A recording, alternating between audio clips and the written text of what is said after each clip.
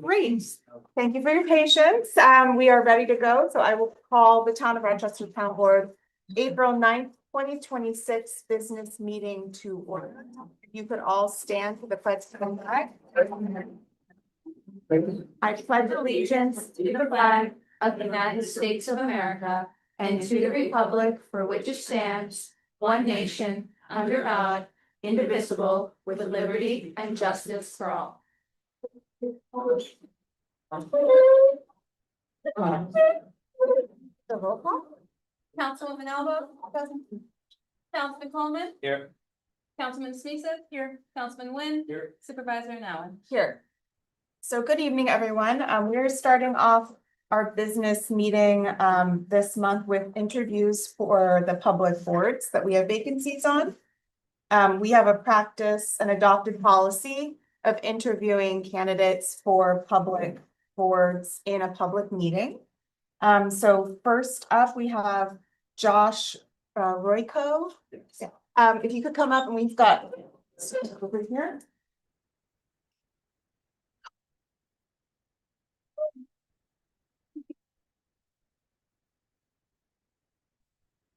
Welcome. Thank you. Thank you for being here. You are an applicant for the Zoning Board of Appeals. So first, thank you for applying for that role. We have basically like a 20-minute interview that we will do. We'll start with, I have 2 questions for you, and then the board will each ask you a question. And then if you have any questions for us, we have that at the end. Great. So, so the Zoning Board of Appeals is a quasi judicial board that hears requests for variances and interpretations of the code. Why are you interested in this role, and what is your familiarity with the town's current zoning code and the character of our neighborhoods? Sure. So I'm Josh Royko. Presently, I'm a public servant. For the past 15 years, I worked for the U.S. General Services Administration. I'm an Army veteran. I also do a lot of real estate investment development on the side. I recognize the role of public service and that it's really helpful in ensuring that local governments function and serve the people. And so I recognize the Zoning Board of Appeals, as you said, is a quasi judicial role. It's not a legislative role, so I come in with no agenda. I have significant experience at the GSA level as a federal servant, interpreting complex policies, applying it to a $60 billion per year program, the multiple award schedules the government uses to buy everything from office supplies to complex IT consulting. And I'm a licensed real estate agent, still formerly from New Jersey before we moved up here, but definitely have experience. I've done over 35 million in lifetime sales as a part-time agent, and so have a lot of experience with zoning. Tends to come into play a little bit more often when you're talking about a 17 by 85 lot, where if you want to make any change, you're really looking at setbacks, applying. And so I'm someone who can look at the policy. I recognize that the role isn't to bring about your your personal preferences or how you might decide the matter. It's to apply the law and decision frameworks that are prescribed to make a fair decision. Having that governance in place is critically important to ensuring everyone is treated fairly. And so my understanding from just the meetings that I've watched is that they have a really well functioning board. So I'm not coming in with any type of agenda. I'm coming in offering to serve and to lend my experience.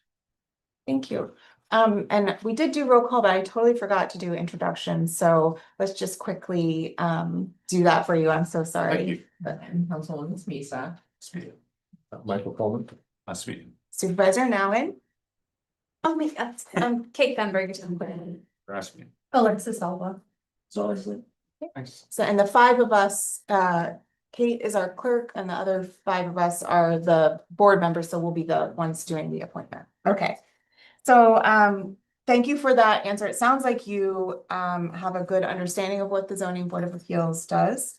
My next question is about how you would apply the balancing test.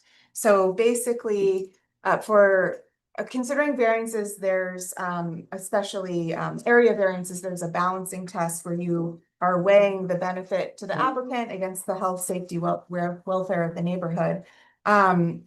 My question for you is, are you comfortable making a decision that might be unpopular with a room full of neighbors when you feel that the legal criteria have been met for the other side of the decision? Yeah, so I think in the role, it doesn't matter whether you're comfortable or not with it, you have to apply the law. That is what you must do.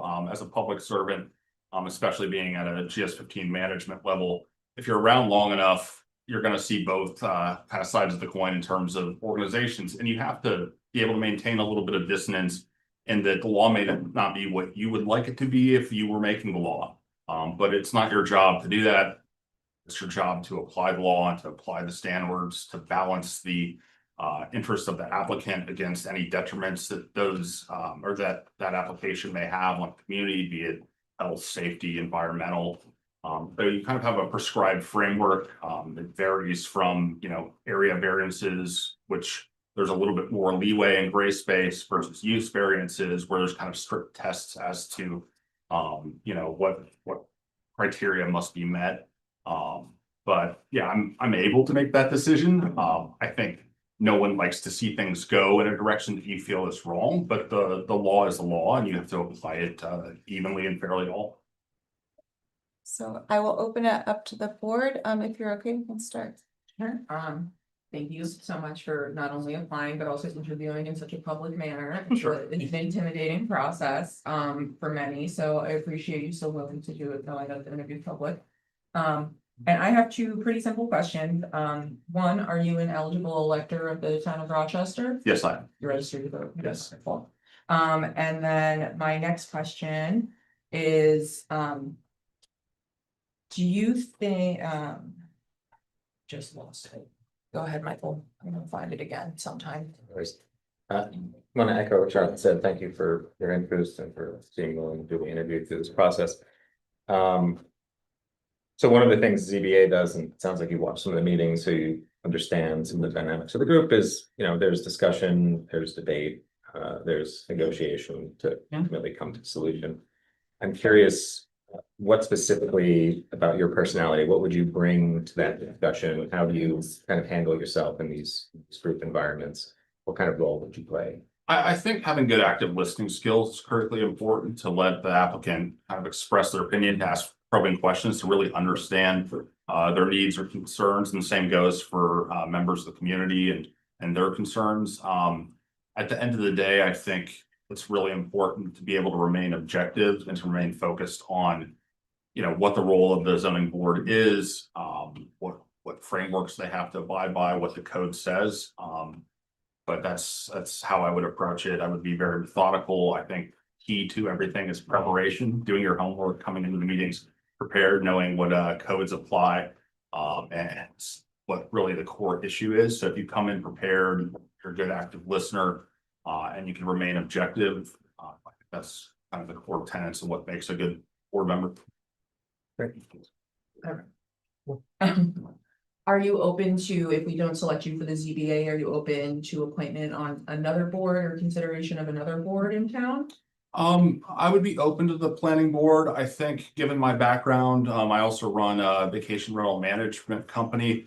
From an optics perspective, not an objectivity, but an optics perspective, I could see others maybe viewing me as someone who's friendly towards short-term rentals, but in general, I think I'm most interested in the zoning board because that's where there are no, optics considerations like that.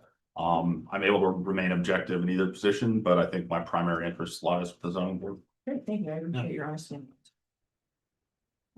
So in your work, either professionally or just from watching, the meetings or just from talking with your neighbors and everyone in Rochester. What would you say are some of the largest concerns that the public has about development philosophy in Rochester? I mean, I think there's a lot of concerns about individual property rights. That's often best served in the legislative process. As I mentioned, zoning board isn't meant to change the law, they're meant to interpret it. But I know, people being able to develop their land is a significant concern. The types of use of land, obviously, anytime a new type of business is moving in and your new neighbor, that's going to generate some interest. But those be the two primary ones. Again, I'm relatively new to town. My wife and I moved here just in this past March. So I'm still getting to know people.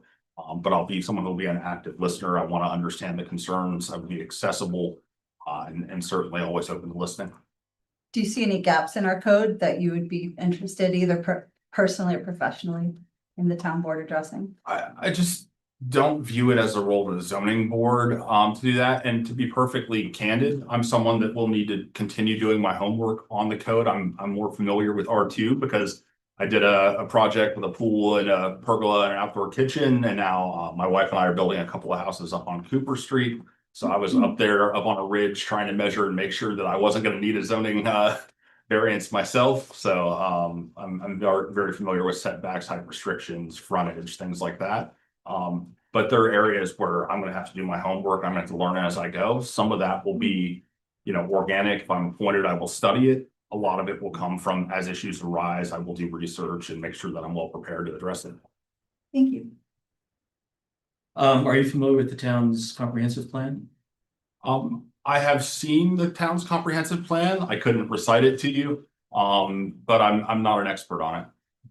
And in your work as in real estate development and sales, have you ever had a situation where you personally, in your role as a developer or in the building process, have had to appear before a board like the zoning board of appeals to apply for variance? To be perfectly candid, being in Hoboken, New Jersey and Jersey City where I did projects, I tended to select projects that did not require variances because the cycle time was often in excess of a year to 18 months that made those type of investments more challenging. In a smaller community, I think you can see variances go through, if they're clean and they make sense when you apply the appropriate standards a little bit faster than that. But that's certainly not why I'm here. I think that recusing yourself in public disclosure of any potential conflicts and avoiding that is really key to retaining public trust. But I haven't had to appear for it because I'm generally in the past tried to avoid situations where I knew there would be a zoning issue and a kind of a roll of the dice as to whether a variance would be granted. In your sales and purchasing representative capacity, have you ever had clients who have had to go through a zoning board of appeals type process? Yeah, and I've helped connect them with attorneys who specialize in kind of land use and appearing before zoning boards. Certainly done that to see conversions from a 3-family to a 2-family and coverage type issues, especially in Jersey City where you have some undersized lots, non-conforming lots that if you want to do anything to them, you really have to have a variance. And what's sort of your reaction to that process and how it worked out for your clients? I mean, in general, I think I was transparent that it was a little laborious process. It did work out the 2 times that I've been involved where they were able to get the variance. A lot of times they were hoping for a 6-month type thing and it was 18 months and that certainly hurt the investment for them. But I feel like down near the city, it's kind of a different world a little bit in terms of some of the challenges that you face. Some are very similar. I mean, you have the same basic one, but maybe the volume of applications that are coming through and the number of hearings that have to be held delay the cycle time. So I didn't have to deal with too much of that. So if appointed, you would be a public officer and you'd be subject to both the New York State and the town's ethics code. Are you familiar with the code of ethics at all? I'm not entirely familiar with it. I'm confident that I would have no issues. I'm a federal employee, a public servant, and pretty familiar with, the limitations on what I can do as a federal employee. Would certainly, if, appointed, confirm that, but I have never been convicted of or charged, much less convicted of a crime. And I just don't see any possible conflicts or ethics concerns. Yeah, I think it's disclosure of interest in, so, I think, that's the main part of the ethics code. Then you'd also take an oath of office. There's also a training, so there's two things. The meetings are the third Thursday of each month at 6:30 PM, and there is a training requirement that you do 4 hours of training annually. Are you prepared for that time commitment? Yes, of course. Okay, and do you have any questions for us? Yeah, I'd love to know your thoughts on the best way to get up to speed to start contributing meaningfully as quickly as possible. Are there resources on the board that could kind of mentor me for a little bit, or anything you'd recommend if appointed I do to best serve the community? So we do have some online resources provided by New York State that we provide all new appointees.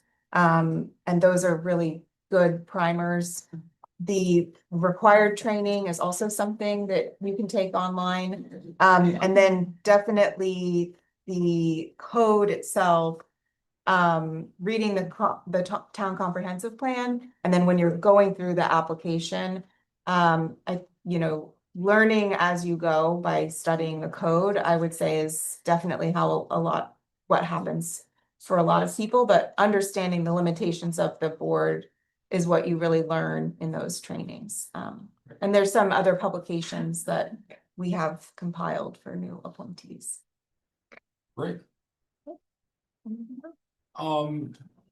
I always ask this, is there anything, any questions that you might have of me still about my background that I could give you information on that would be helpful in making decisions? Have you worked collaboratively in large groups in a leadership capacity? How would you describe your personality? Yeah, I've definitely worked collaboratively on large groups. I sit on IT governance boards for 8-figure investments. I've been a vice president of a condo HOA, so I feel like that's kind of a miniature town in a way. There's always lots of diverse interests. I've been vice president treasurer of a condo board with 144 units. I'm all set. Thank you, Josh.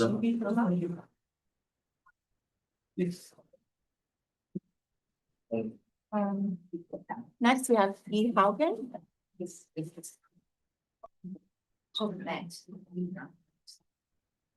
I mean, I don't want to crane my neck, so I'll have to speak to everybody. Excuse me. So welcome. You are here for, you applied for the vacancy on the Board of Assessment Review. That term expires in 2027. So it's not a full 5-year term. As you know, the Board of Assessment Review is also a quasi judicial body that listens to grievances and makes determinations based on evidence. Why are you interested in serving in this term, and what experience do you have with local property values? For those of you who don't know, my name is B. Haugen Depew. I served you 25 years on the Zoning Board of Appeals, which, as we have just learned, is a quasi judicial board. Also, I want to help the town board, and I'll give you that definition of what that means if no one minds. It's a judicial power, authority delegated to boards to act like a court by holding hearings, investigating, evaluating evidence, and rendering binding decisions. It is a court-like, but not part of the judiciary.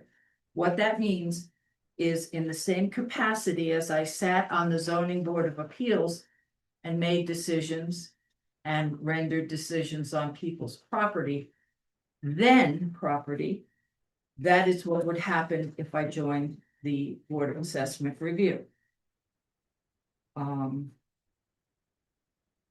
in my tenure, if this helps anyone, tenure, I believe there were 4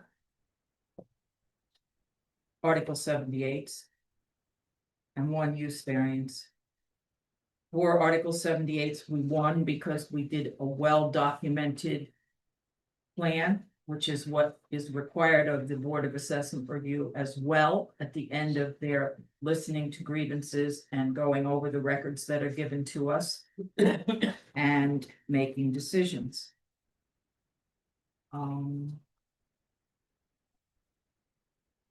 I've lived here 75 years.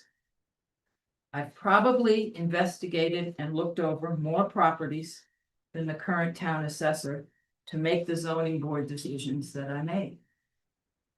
I know the lay of the land in most of the town. I know where the clay pits are, I know where the sinkholes are, I know what people have, I know they have rock ledges or they don't have rock ledges, so some of that's gonna come into play on the Board of Assessment Review. Because that's why people are looking to change their reassessments. So I have a lot of knowledge of the town. And the other thing I know that doesn't always seem to be important is I know the boundaries of my town. And Yeagerville is also, even though it's up off 55, is a part of the town of Rochester. People forget about that, but it's also part of the town of Rochester, and they may have to have reassessments as well. So if it were to come in under an Ellenville address or whatever they're deemed up there, I'm not sure if it's Grahamsville or Ellenville, they would also be a part of our town. And what else can I say to you? I served 5 years on the town board where we made decisions. 3 of those years as deputy supervisor. And I've been in municipal government now 15 years serving in different municipalities. So I have a pretty good idea. And they're also, I know too, well, you asked me questions because I can give a whole bunch of information. I have one question, then we'll go around the board. So, as you know, the Board of Assessment Review is separate from the assessor's office, and separate from the town board. And this year is particularly sensitive due to the townwide reval. How will you separate your personal opinions on town policy and the reval itself from the statutory requirement to determine a property's fair market value based strictly on the evidence presented? Same way I did 25 years on the zoning board. And if no one has ever been before my board when I was on there. The law is the law is the law. And whatever governs on the properties, that is the way it will be applied. You're not gonna like me perhaps when I'm done. Matters not to me. You don't have to like me. You just have to respect the board and the operation that it does. Charlotte? My turn. Next. Are you an eligible elector of the town of Chester? Yes, I am for 75 minus 18, whatever that is. It's that many years. Okay, I trust you. that's it. My bus rode past your house every morning, so. And then, are there any other boards that you would be open to consideration on currently? I know you. all Oh, let me served see, on many others. Yeah, I've been on many others. Nah, No, just, Nah. okay, I just wanted to make sure before I Let's try to get put it as creative, nah, if we have a that's lot of what I really good am. applicants with where we place them. nope. Thank you. Oh, and also just thank you for being here and being interviewed publicly. I know serving on a board in town, you're very accustomed to this type of Setting? dialogue setting, yeah. So thank you though You're for welcome. still being up for it and for applying. Thank you. Thank you for your interest. Thank you for your years of service to the town. I think we all know you here. I think we all know that you're well researched. We all know that you're not shy about sharing your opinions as well. Absolutely not. And thank you too, because I know at some of the meetings that have been happening, I mentioned that we have this open seat and that we can fill the seat. It's an important position, as you're aware.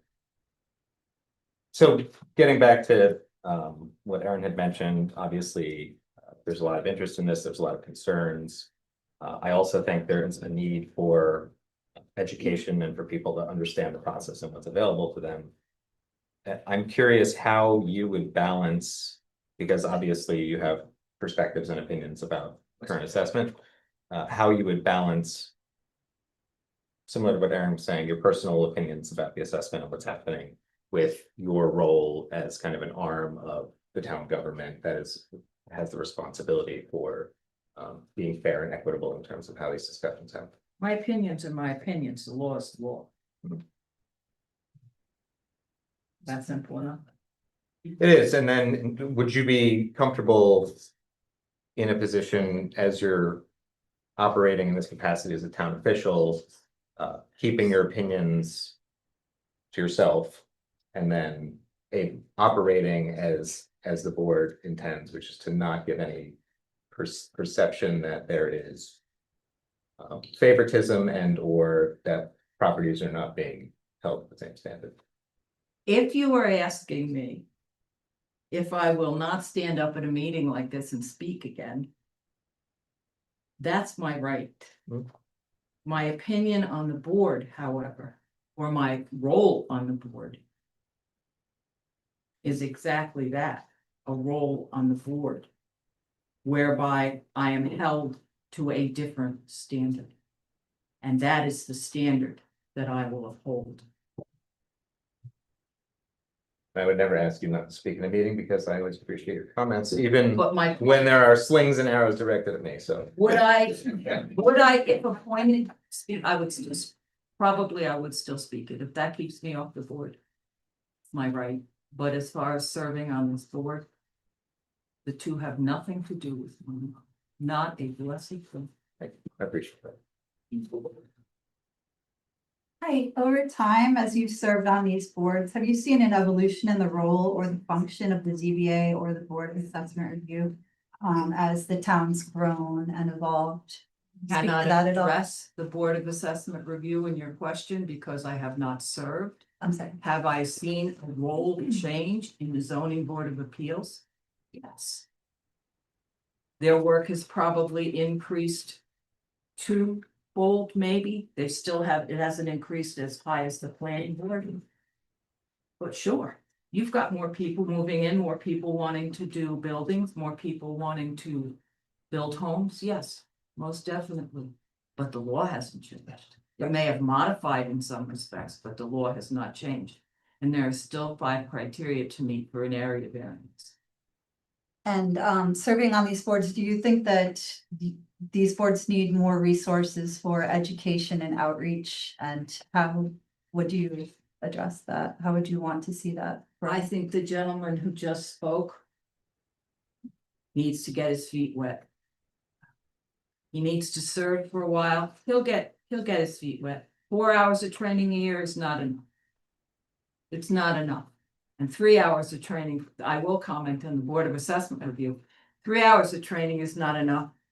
I called the State Department today and asked for a copy of their manual for the Grievance Board of Appeals, which is how I do my job before I even get appointed.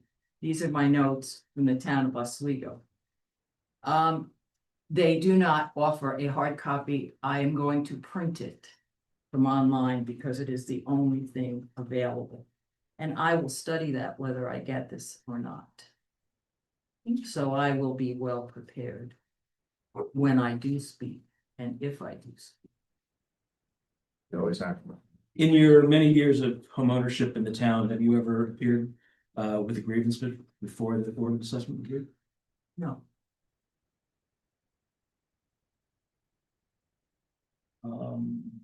oh, I take that back. I did for someone else. I had their permission to speak at the grievance board during the time frame that Alan Levine served on the board. So Kate, you can use that and stick a year to that. I don't know what that is. I'm sorry, Sally, I did. I was on board with Alan, so I might have been one of It the. might have been, it was with someone else. All right, thank you. So you already mentioned the training requirement, which I was gonna ask you about. Do you have any questions for us? No, but there's also a disclosure that has to be. Yes. signed. So that, Not that. yeah, the disclosure, is for anyone who would be, appearing before the board or has an interest in anything appearing before the board. Did a little. Okay, and are you okay with signing that disclosure when presented if appointed? Heck, yeah. Okay. I Just wouldn't- wanted for the record, I wanted to That's be sure. You knew about it. Yeah. Oh, you had ready for it, so. If that's the case, and it's part of the job, yes. Okay. Anything else? Okay, thank you, B.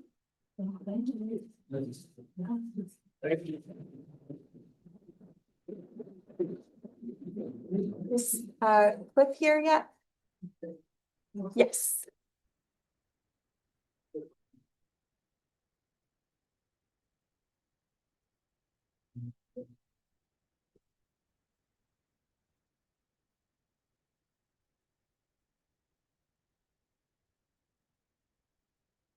Hi, Cliff, welcome.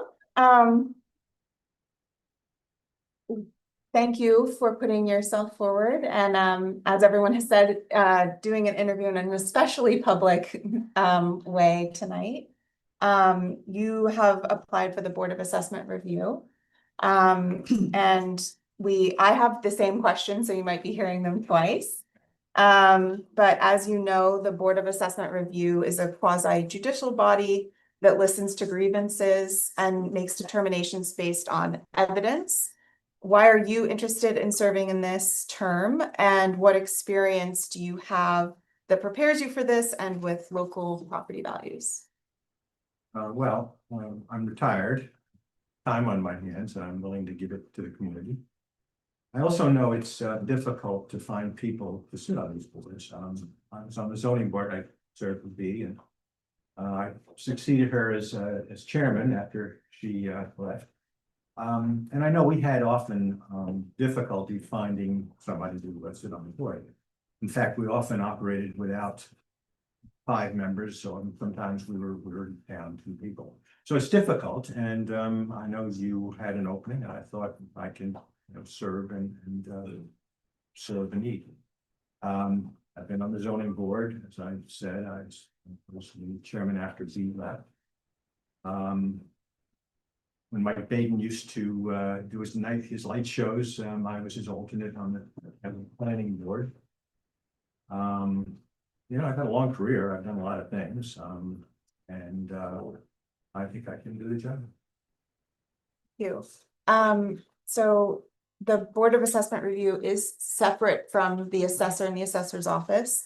Separate from the town board, the decisions made by the Board of Assessment Review are made by that board.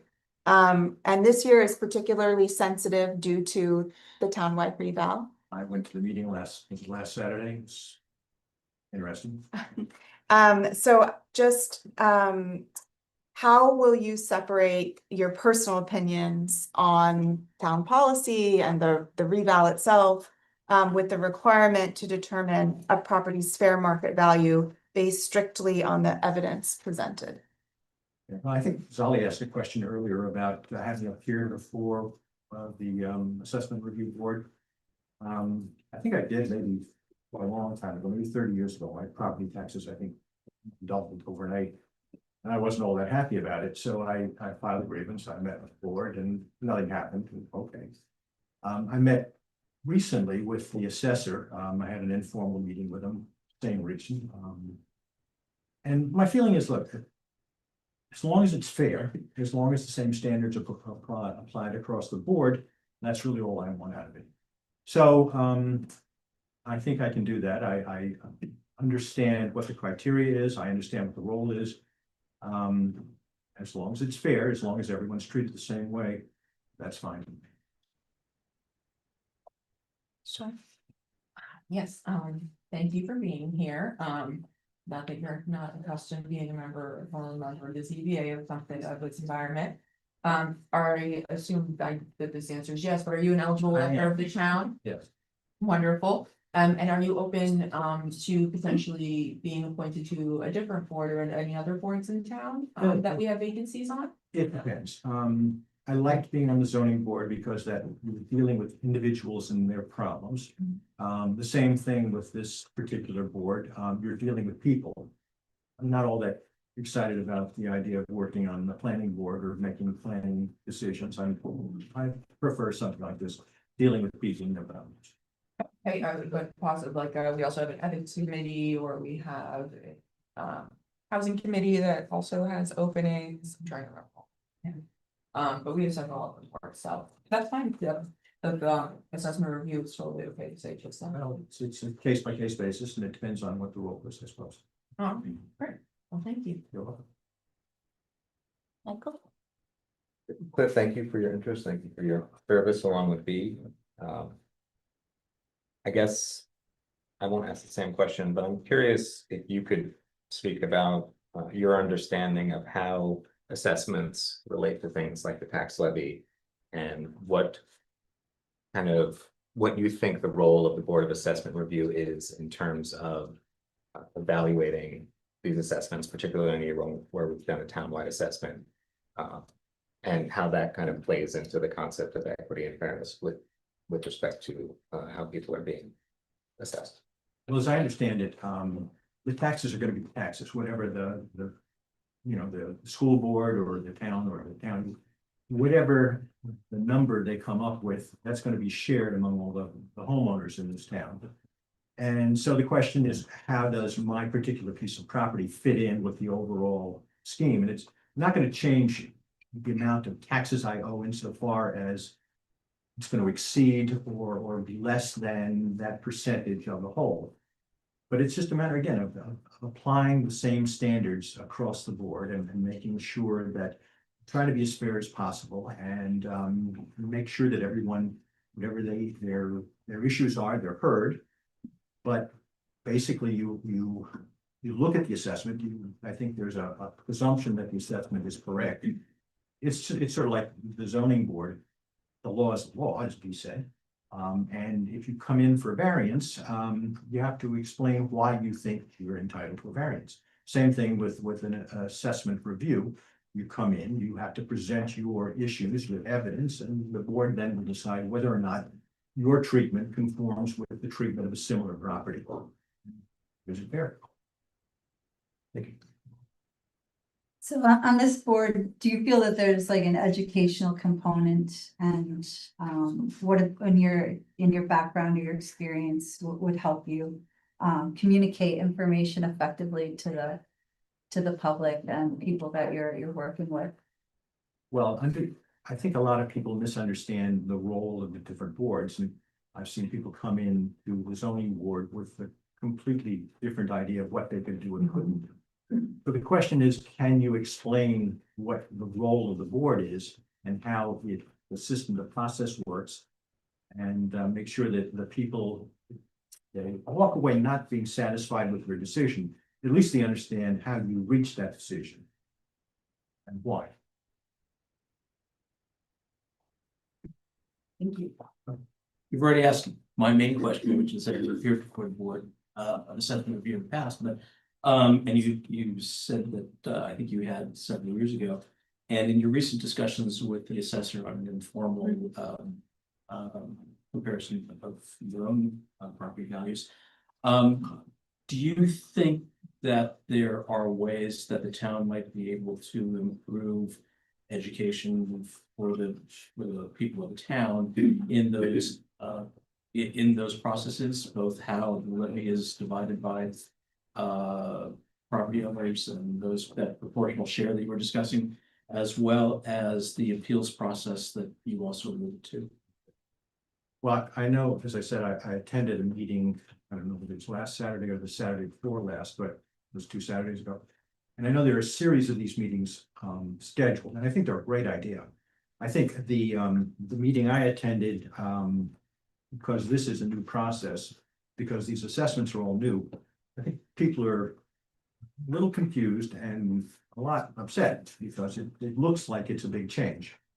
I think people need to understand that. I think these meetings do that. I think there should be more designed to educate, like what the process is, how it works, how you can participate in it, how you can file a grievance, how you can present your issues. And less on individual grievances, because that's kind of, it dissolved into sort of a, not a free-for-all, but it was. I didn't get as much out of it as I was hoping to. I was hoping to learn something. I didn't learn a whole heck of a lot. But I think you could. I think in other meetings, if you focus on educating, you'll be more useful, meetings will be more useful, and people will let involved. Thank you. And I'm not sure, but those meetings might have been from the community group, not town, not the town, posted meetings. So because you were on the zoning board of appeals, you're aware that you would be under the ethics code of New York State and the town of Rochester. As was mentioned before, there's also disclosure that Board of Assessment Review members would need to disclose any interests in grievances that are being seen. And would you be prepared to do that? Understand conflicts of interest and making those public. And then there is a training requirement that has to be, I think there's maybe one like on the next week. And then if that can't be done, that training has to happen and be certified before the Board of Assessment Review. Are you prepared for that? I've been through that with the zoning board. I've been through that in my prior career. I had to have continuing education. Part of the job. Do you have any questions for us? Okay. Anything else from? One more question. Sure. Would you be able to, if you serve on the Board of Assessment Review or any other quasi board, be able to keep your personal opinions about anything to do with the reassessment from any determinations that you made as a member of that board? Yes. In my prior life, in my business career, I understand that the first thing you have to do is understand both sides. And if you don't understand both sides, you can't do a good job of representing the side you represent. And you also can't do a good job of deciding issues that are presented to you if you don't understand both sides. So yeah, I have no problem separating my personal opinions from, as we said, the law, because the law is always what we got to deal with. And we both had plenty of decisions that we had to make that we didn't necessarily agree with. We didn't necessarily agree with the law. But it is the law, and it's not up to me or the board to change the law. It's our job to apply it. That's what we do. Thank you so much. Thank you. Thank you.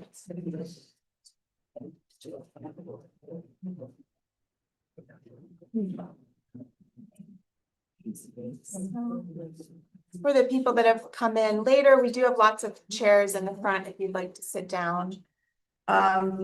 Our next items on the agenda, we have continuations of public hearings. So first I'll start by opening the continuation of public hearing for local law E of 2026.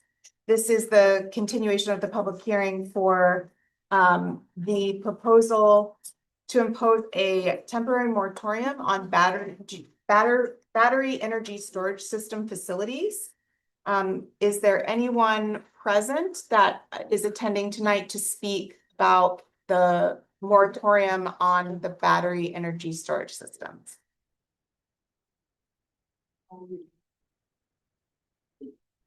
Do we have anyone that joined?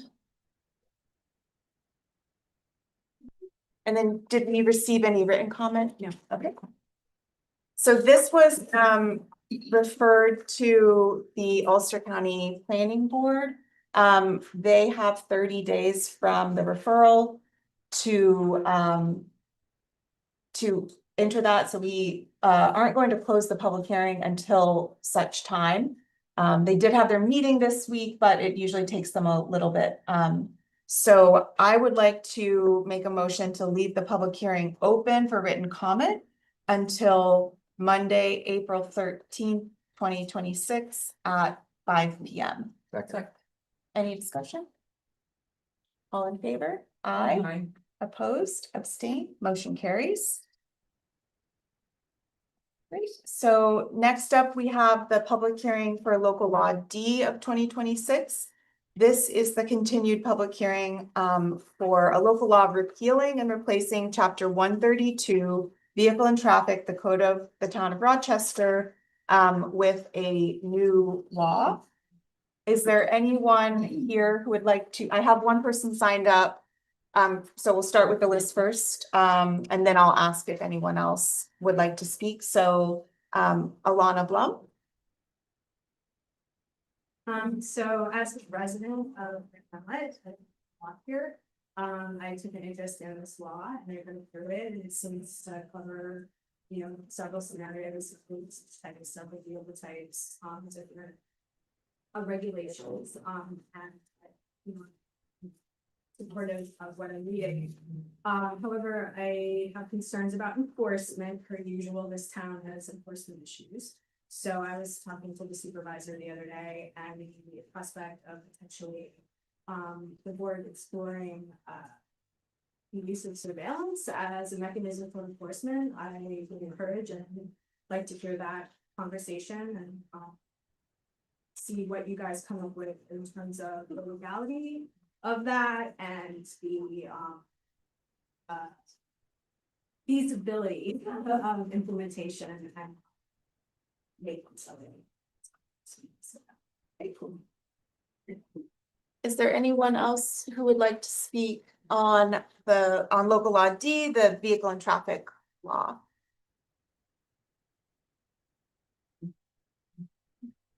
What would the board like to do with this public hearing? You want to leave it open for a little bit? Did we get a referral comments? We did not have to refer. And you'll be alright then. And we didn't get any comments from the public, not any. Yeah. I would move that we close the public hearing. Is there a second? I'll second. Any discussion? All in favor? Aye. Aye.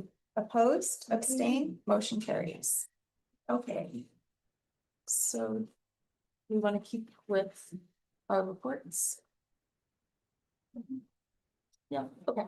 So our next section of the meeting are the reports. And then after that, we have our public comment portion of the meeting. So this should go quickly because we gave reports at our last meeting. So the first is the financial report for the town. So I've shared in the public folder for the public and the folder for the town board, both are year-to-date budget versus actual, and the financial reports for the highway fund and the general fund. So the very high-level summary of the March report is that for revenue, in general fund, we received $139,870, $139,870.17.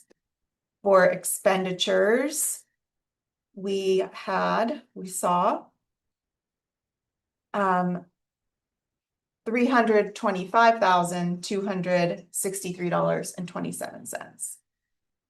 For highway fund,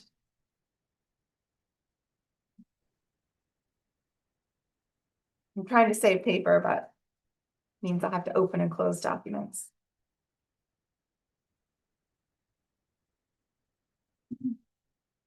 And then just while I wait to open this, the budget versus actuals are all, the books are caught up for 2025 expenditures and revenues that were previously being shown in the reports.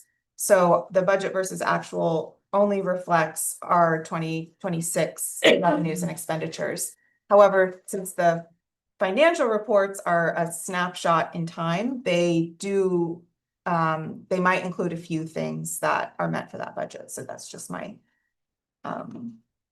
so we received $86,020.83 of revenue in the highway fund and $146,990.20 of expenditures.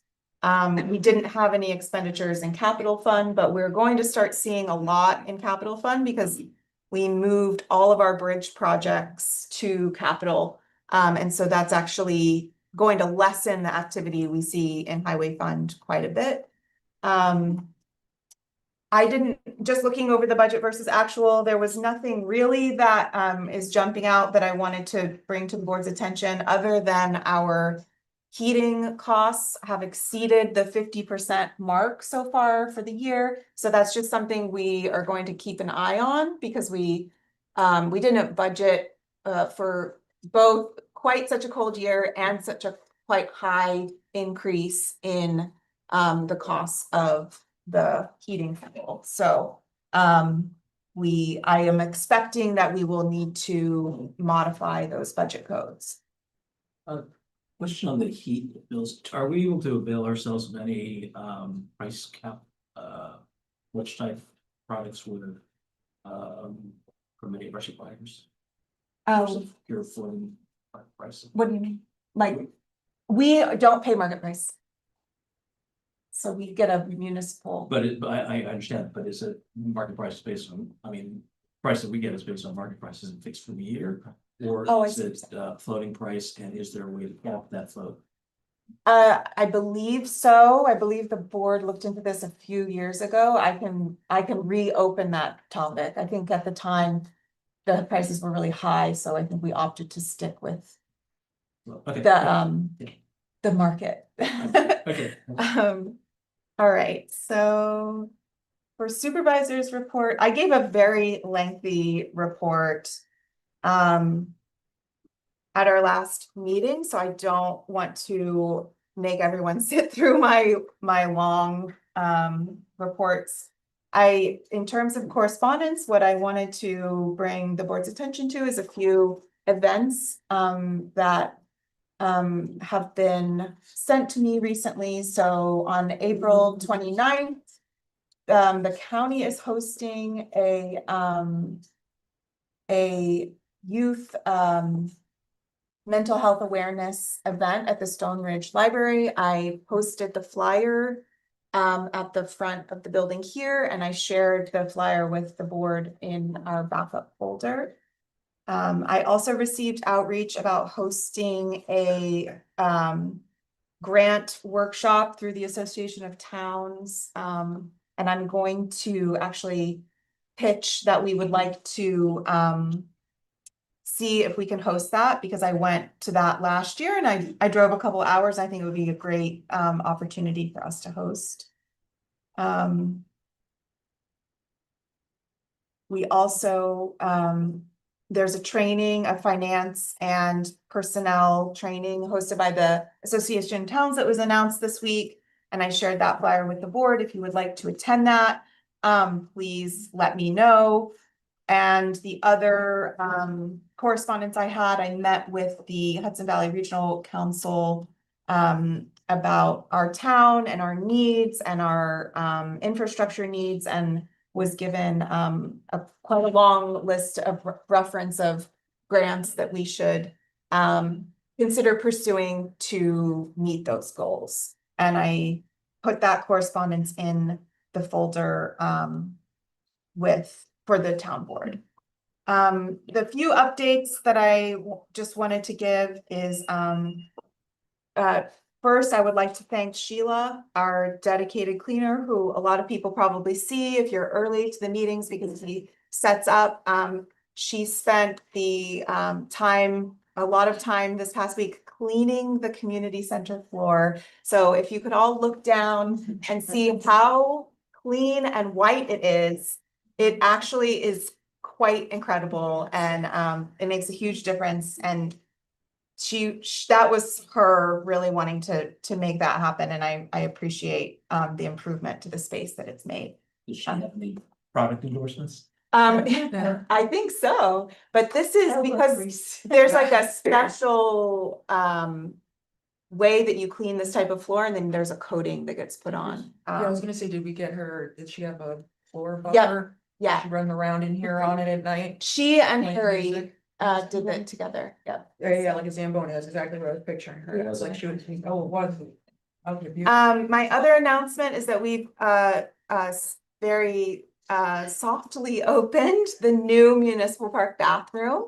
There will be a official ribbon cutting for that on April 29th. But the park has been very busy. It's going to be very warm a few days, it looks like. And so the bathrooms are open. We put signs up for the hours that we're posting them because we're still working out the cleaning schedule. But they are now open and can be utilized by our the people using our amazing park.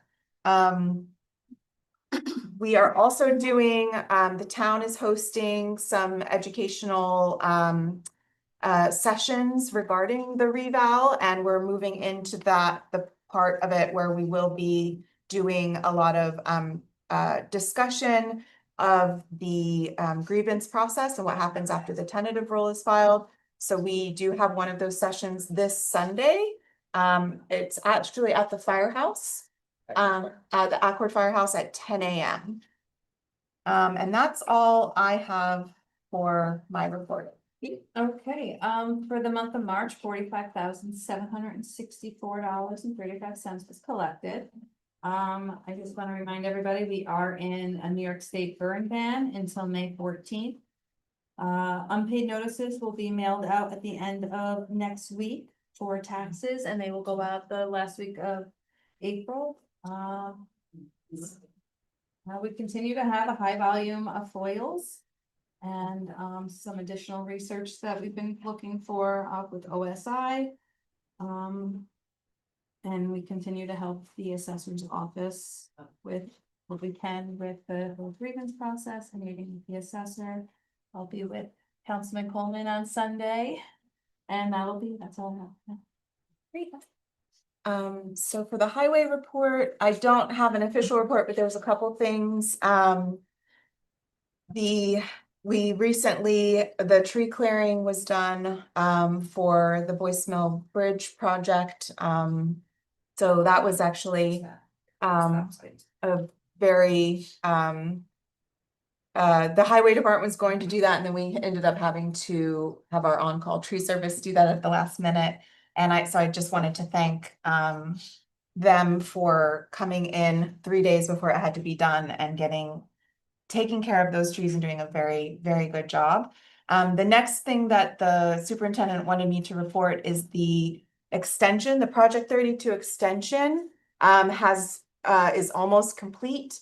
So if you live on Stony Kill especially, you might see that there's now a road. That is for the detour route for Project 32 Bridge, which is being replaced in 2027. I wanted to let everyone know, though, that road will not be open until the bridge has to be closed. So it is a beautiful new road, but we do have to wait to open it until the bridge is closed. So I just wanted to announce that because I think people might want to use that road, but it will need to be officially opened in coordination with that. And that the bridge closure is up to the county on when they would like us to do that. But it is forthcoming, and it will change the traffic pattern because that section of Project 32 will only be accessed by that extension, and then Project 32 will become a dead end at the bridge. Once the bridge is replaced, though, it will become a through road. So it will no longer be a dead end road. I also at our last meeting, I did thank Councilman Coleman for all the work he did at the community center when our plumbing backed up, and he did do a lot. I did forget to mention that our highway department was here. They did the trenching and also worked overtime, making sure that was taken care of. And it also definitely helps save the town on costs when we do our own excavation work. So I just wanted to thank the highway employees and Harry, who is in buildings and maintenance, for their work on that lovely issue that we had. They were in the hole too. They were in the hole, yes. Very thin text left. Okay, and then the only, I do have some code enforcement items for discussion, so I don't have a code enforcement office update, department update. The assessor's office has been back-to-back scheduled with meetings with property owners, and they're continuing that. They are now booking, appointments into May. So they're trying to see as many people as possible. Then I also have the, report from our recreation department, that I'm gonna pull up right now. Okay.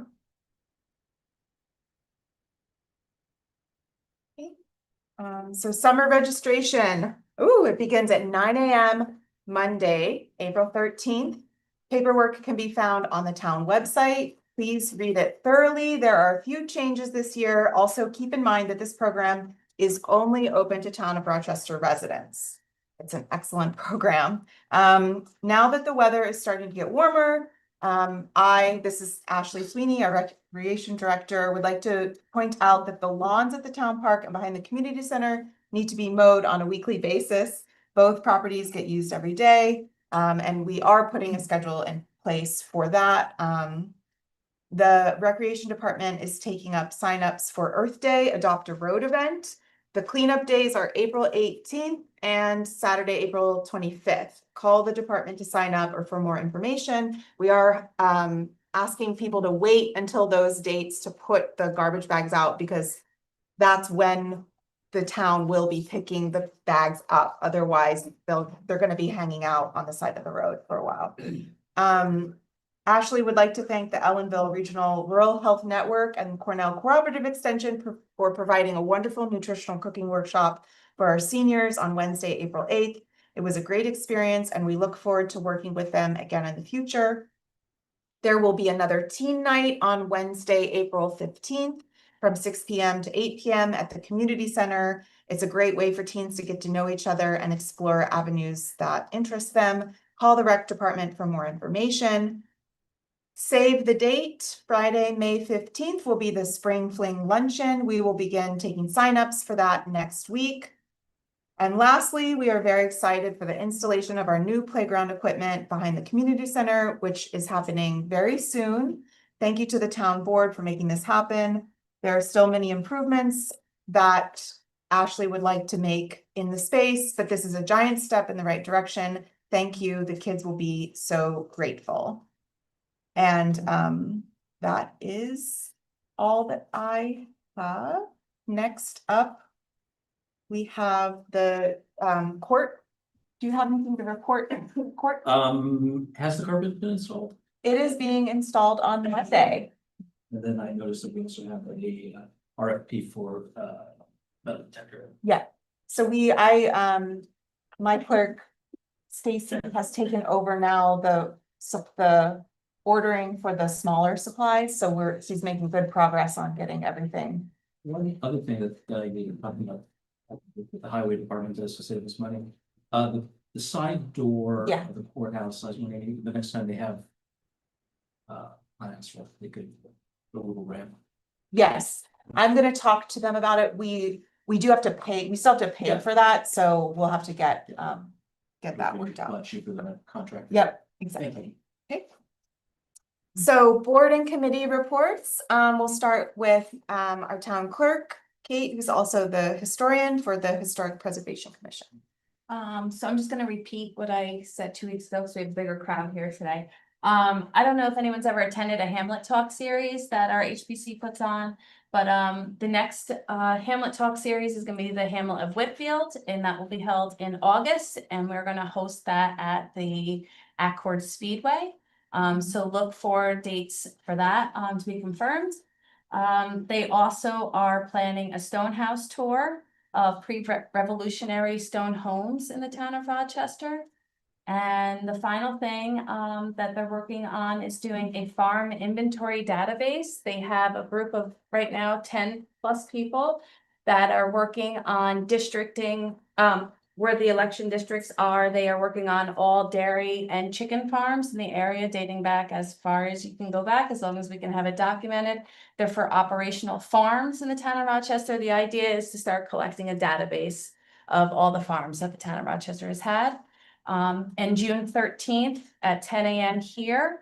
They're gonna take those results and actually post them on a larger town of Rochester map, so we could see exactly where all the farms were in the town of Rochester, the names, the years of operation. So anybody that's interested in being a part of that or learning more, please reach out to me. I know Jim Ayers is spearheading that project right now, but I can get you in contact with him. Or if anybody in the community would like to come on June 13th and see how those results get placed on the map, I think that'll be a pretty cool database for the town. Does it have to be a current dairy or chicken farm or just historic? It could be either or. They're just trying to get a database of all the farms in the town. Is there a way to connect with the agricultural advisory committee too? Yeah. Yeah. On that? Because I think that event would be great. Mhm. Yeah. I know it's growing season, so they might not be a great time. Yeah, but they may even be a good resource too. Another thing, the farm at 234 Airport Road was one of the first African-American farms in the state. I've been trying to do research on it. I have some information on that. Let me see. Yep. Charlotte's. I don't have too much added from my report 2 weeks ago, but I do want to let the community know about an event tomorrow. I forgot to let them know about it at the last meeting. Ulster County and the city of Kingston are hosting an accessory dwelling expo tomorrow at the Andy Murphy Midtown Neighborhood Center in Kingston from 12 to 6. There is a link to pre-register. It's a free event, but they're just trying to get a head count, I believe, beforehand. But there will be speakers from different development agencies. There are also speakers from REPCO. There specifically, I myself am going to hear their 1:30 p.m. talk about building a better ATU from an expert in rooted modular homes. To look for us for the town to just see for a reference for anyone here, but I just wanted to encourage the community to go to that event if you're possibly able to, if you have time to. If not, I'll come back with a report of how much I can from the event for us. For info and references, and then I have nothing new for elder care. I would like to again request that we maybe entertain the idea of having a liaison to the Rotary, to our local Roundup Valley Rotary Club. Also because I know we had spoken about repair cafes earlier this Yes. year at one point, and as a member of the local Rotary Club, I'm happy to help to not only be the liaison, but help coordinate those events and get them happening for us now that the months have gotten warmer. And schedule. And you were talking about the chairs. Oh, right? yes, yeah, we're just waiting for the Rotary to approve our prospective how much the project is gonna cost us in supplies at our next meeting, and then we'll be able to start doing it. and get, like a calendar plan for Okay, how we're because gonna. that might also be a fun thing for the public to see. Oh, yeah, cool, yeah, we can work on that, so we can coordinate on that, but I Okay. do just think that would be, I think it would be helpful. The Rotary Club's newer in our area, only a couple of years young. And we really care about community service and trying to help build rebuild and rehab, a better community for all of us. And especially with giving back to the community and doing what we can to help the town, the residents of the town, so. I'd like to announce Charlotte Smithseth as the liaison to the Rotary Club. Wow. Wow, who says I don't get anything done, guys? That was great, thank you. And then the other request I just wanted to make of the town board, it kind of piggybacks off of the assessment, reassessment workshops that you guys are doing. And meetings for the community, is that I would like to plan and schedule a grant workshop, not separate from your association of town ones, that's for municipalities, but one that's for individuals where they can come and if there's something that they're looking to do for a home improvement, or if they're looking for, funding for fixing a car, for starting an art project, things like that, they can come in and get a consult with myself. And then other voluntary grant writers that I'm hoping to get, and grant professionals to come and do that. I'm hoping I can have that done in the summer at some point, for a schedule depending on the community center, you know, town as well too. But there's a lot of funding available right now through REPCO.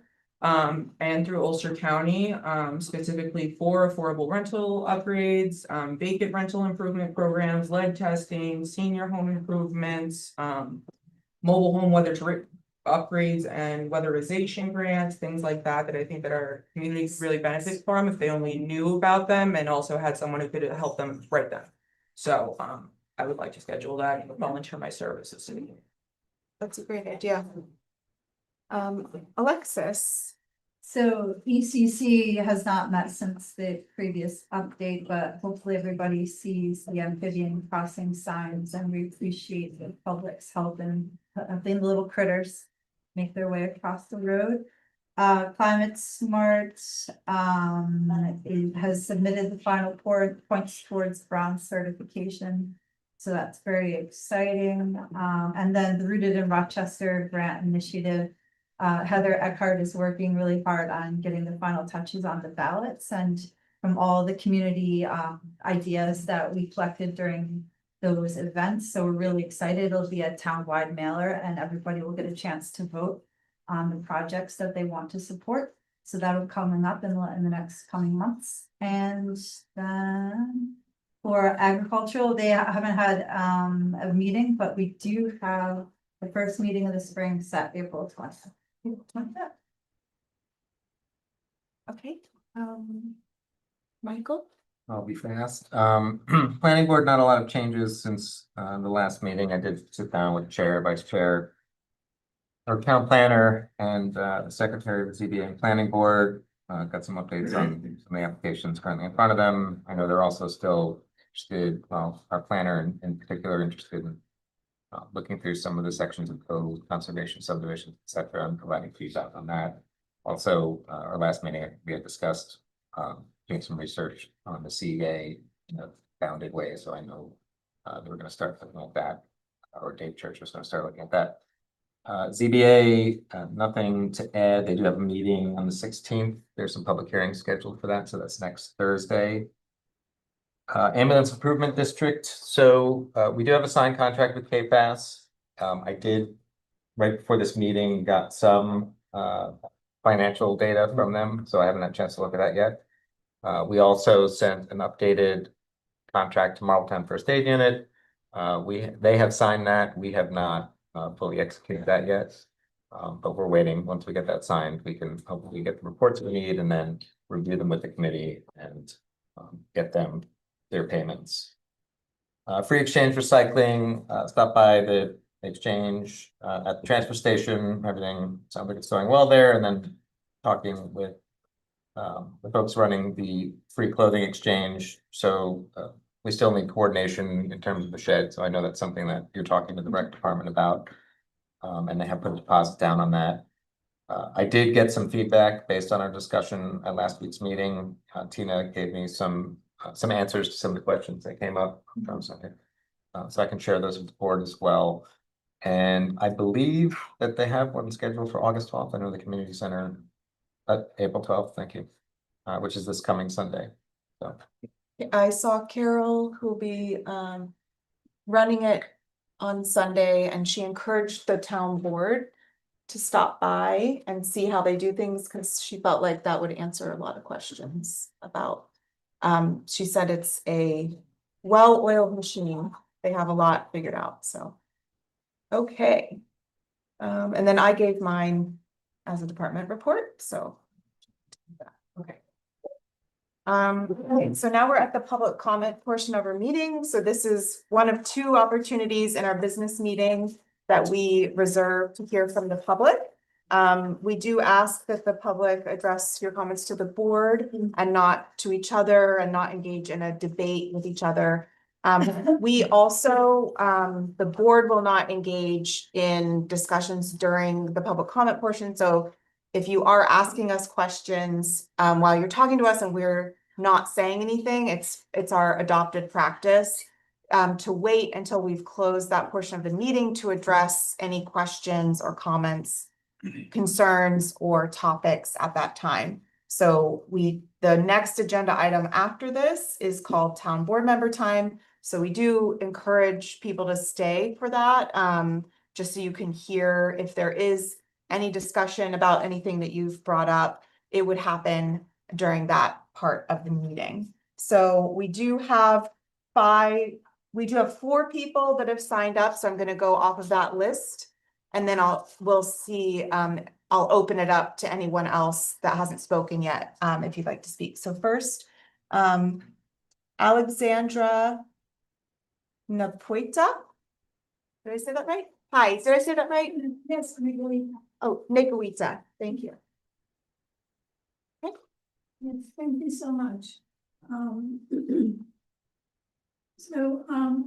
a homeowner here in Upward, and I'm here tonight to because I have some recommendations regarding the structural flow of our property tax system. I'm advocating for a shift toward justified fairness, a system that protects long-term residents from being priced out of their own lives. I think that the current system does not fit our times and our needs any longer. We keep wrestling with the assessor's office, but that functions on a pattern that I think it's not feasible any longer. So currently our system creates what I call unrealized volatility. In growing communities like ours, older modest homes are being reassessed based on nearby luxury construction and speculative market values. People who have lived in their homes for decades should not be penalized because new high-value properties are built nearby. This is not a realized gain. You haven't sold your home. You just live in it or try to live in it. This creates financial volatility. We are being taxed on unrealized market value. In short, the growth of our town is unintentionally penalizing the people who build it.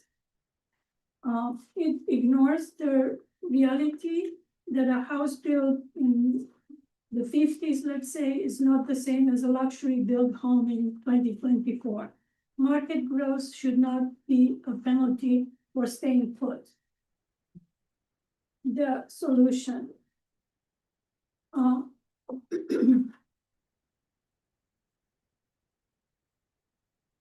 To achieve the justified fairness, we need a new assessment structure that is predictable and grounded in reality. My proposal focuses on 3 things. Number 1, standardized depreciation. Assessments must account for the age and condition of a home.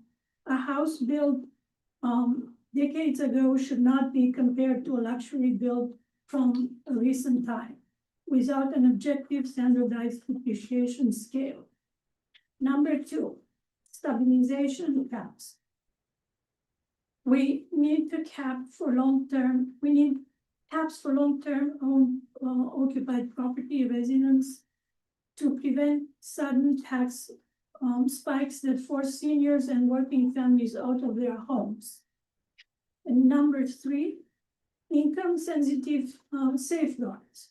Our tax liability should not exceed a reasonable percentage of our actual household income, especially for our seniors and working families or on fixed budgets. Ultimately, we need a completely new structured framework nailed in place by law, so the assessor has clear permanent rules to follow rather than a blank page to fill. We must work together to turn this vision into a reality that serves and leaves no room for constant adaptation and juggling of numbers. we deserve a system where the math and transparent outcome is foreseeable for every homeowner. Thank you.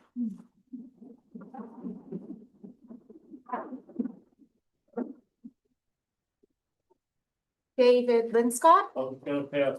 okay. Clayton Howden,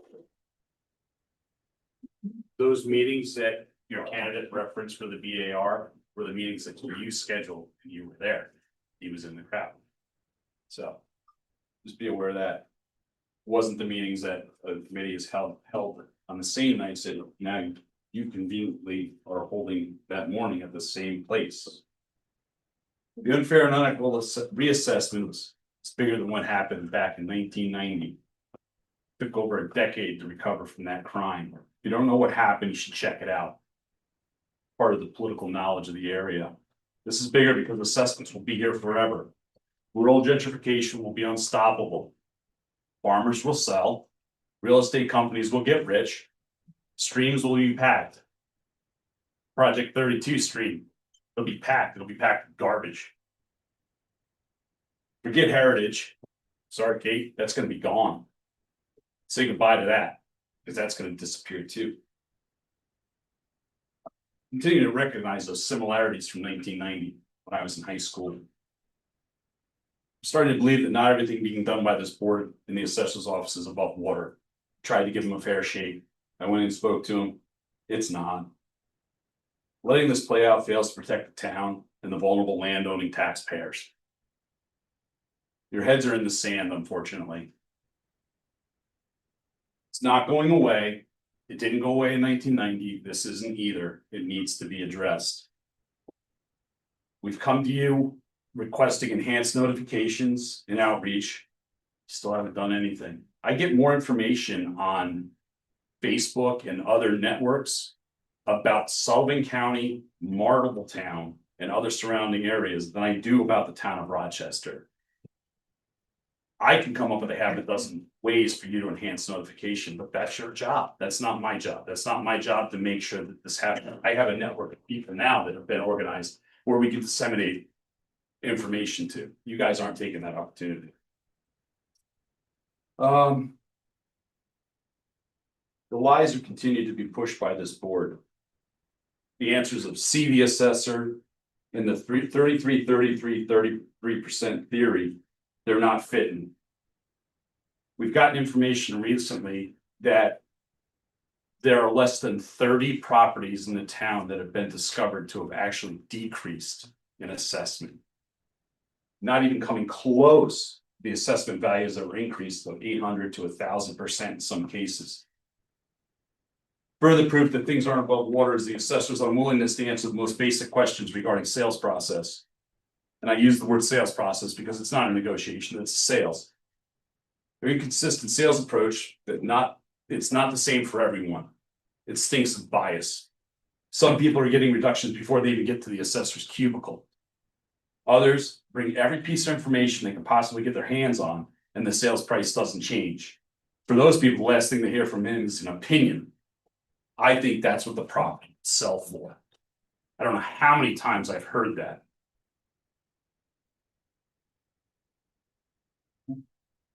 This one really ticks me off because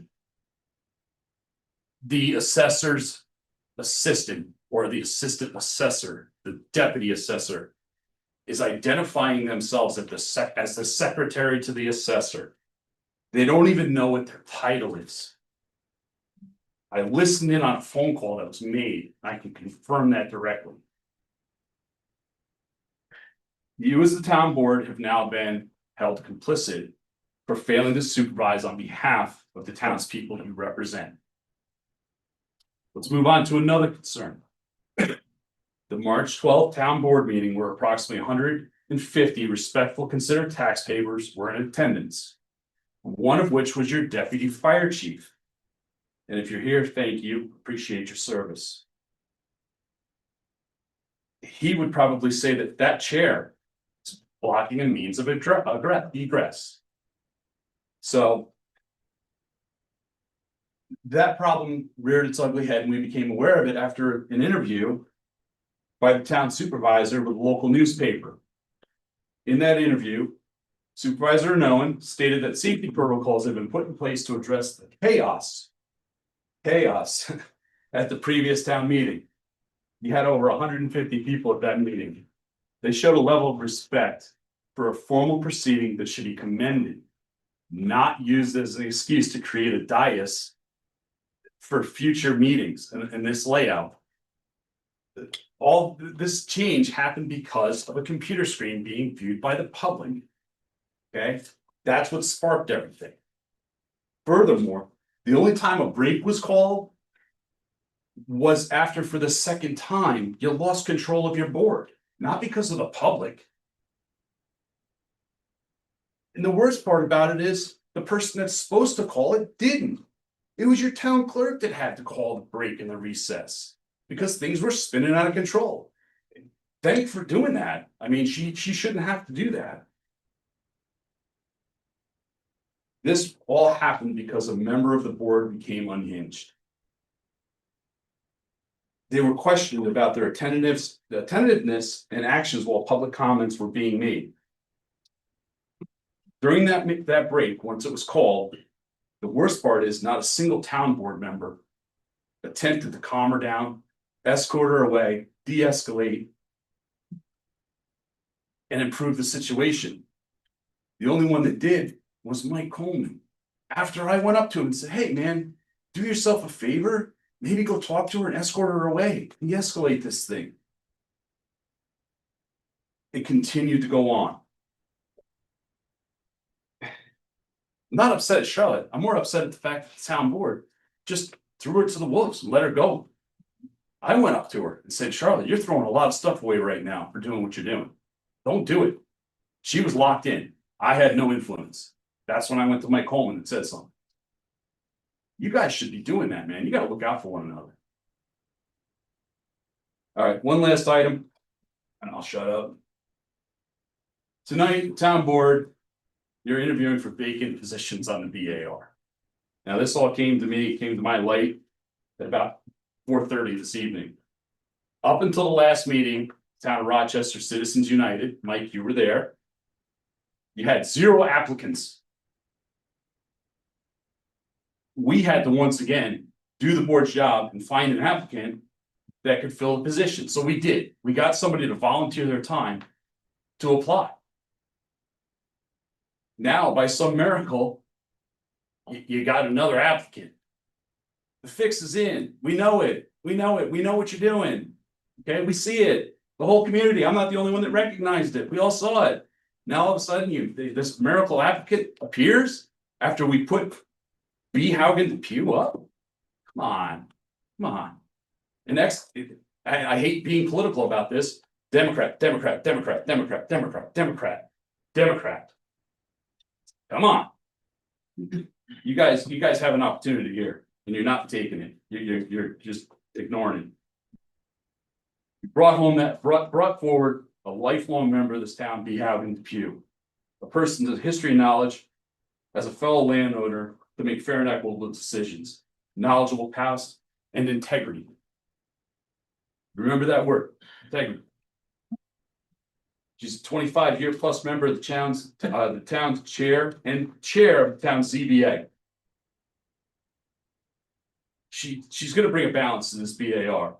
You don't see it because you feel that maybe because she's my mom or she's on this side of something that she's not going to be fair. She's got 25 years of integrity just on the ZBA, and then another 4.5 on your town board. It's looking like, no, it is. It is not even looking like it is. The strings are being pulled from above you. You're not able to make your own decisions. That's the way it's appearing. If I were you, I'd take the opportunity. I'd put B on that BAR and cut those strings a little bit because you're starting to show it heavy. That's all I got.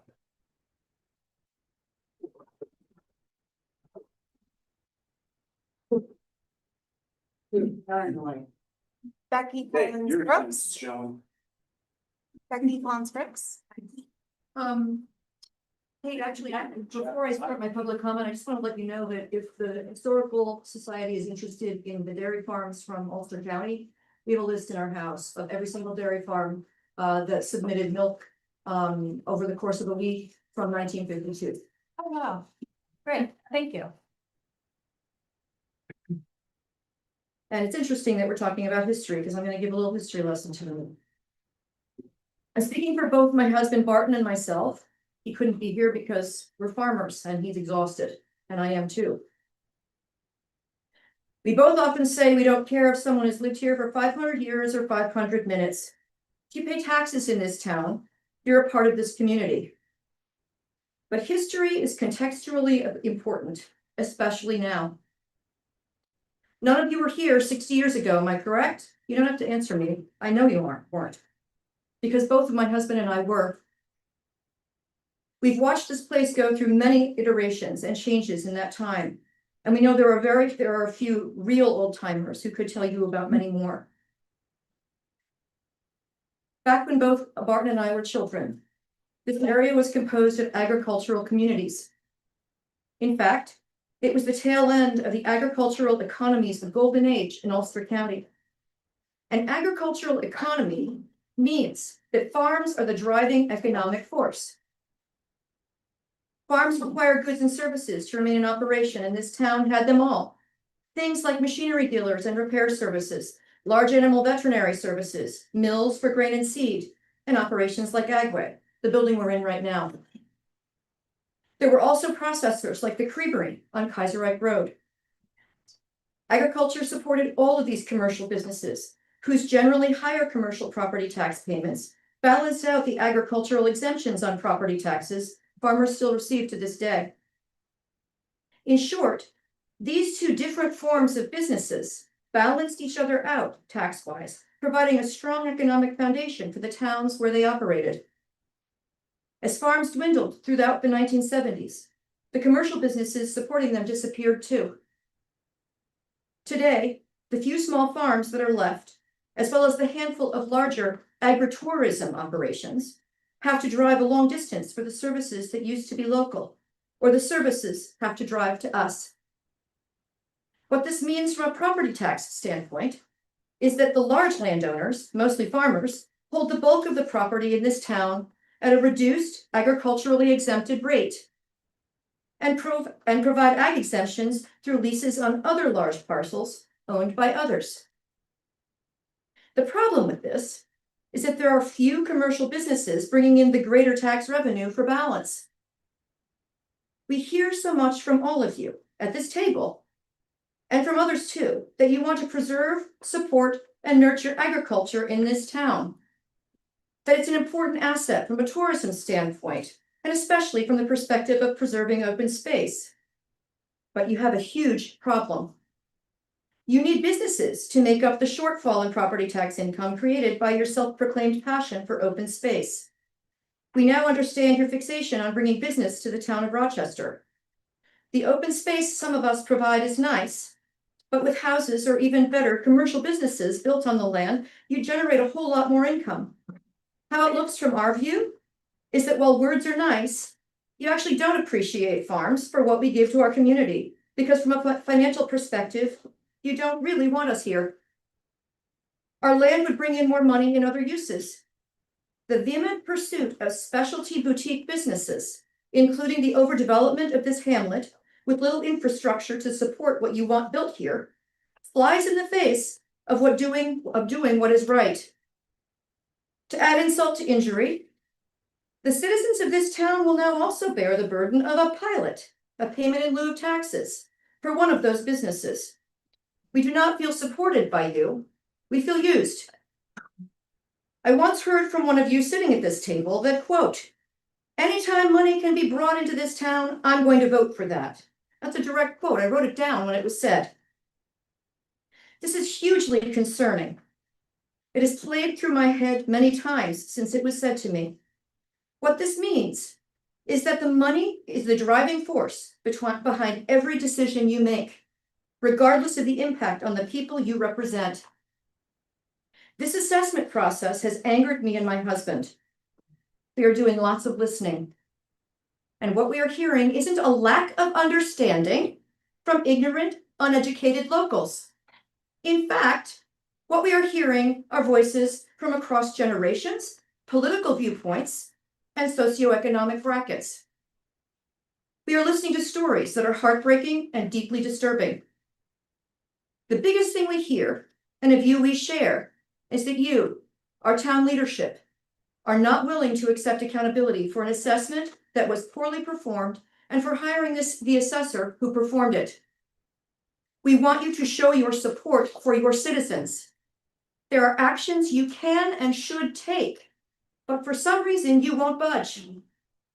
You can pass a non-binding resolution that calls for further investigation of the preliminary assessment because you're concerned with the results. You can request an independent audit by New York State.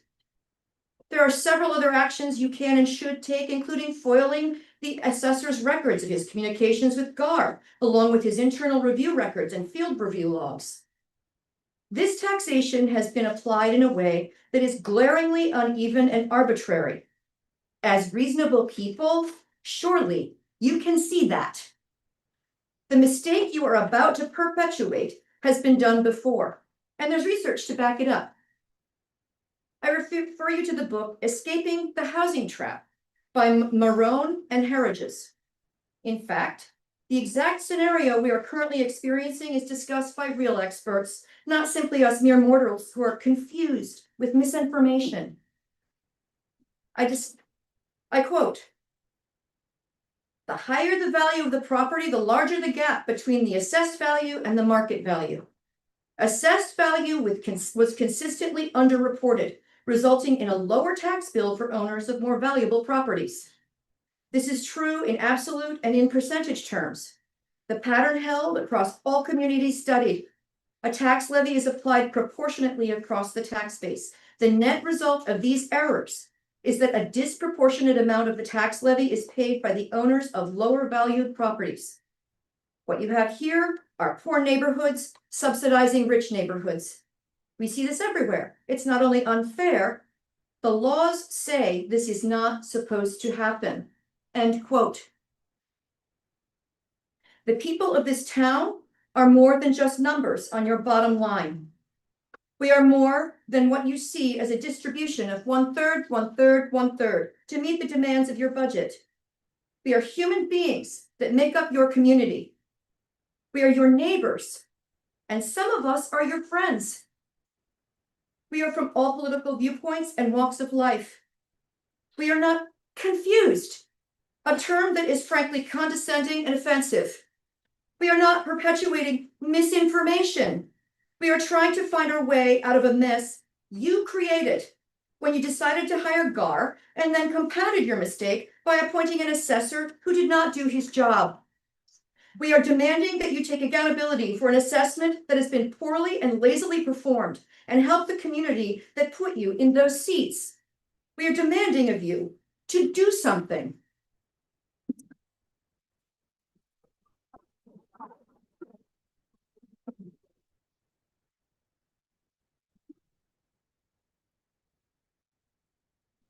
That was everyone that signed up on the list. Is there anyone else who'd like to speak? Yes, James. How's it going? Good evening. My name is James Farrell. I own 2 adjacent parcels here in town. This week, I tried to speak with the assessor directly. I called and never received a response. I reached out to the town's clerk office. I don't know who I talked to. He told the assessor is unable to take my call. It may not have an opening for a meeting until the 17th. I can't remember if he said May or he said April, but I was like, clearly that's not going to happen. And the best path forward was an email. So I emailed. I asked about the assessment of my first property. I shortly received a response. I received a response that said a wetland designation had been overlooked and needed to be added. Well, that's good for me, right? So that meant it would go down. I then asked about my second piece of property via email, which sits right next door, and was told that the wetland had been accounted for on that one. So I'm left with a straightforward question that I believe no reasonable person would dismiss. I have 2 adjacent properties that share the same access to the same wetland. How can I have any confidence that one was assessed accurately and the other one was not? If one was missed, what else was missed? This is not about my specific numbers, this is about the process. When basic property characteristics are being omitted or caught only after a resident asks, this is not fair or equitable.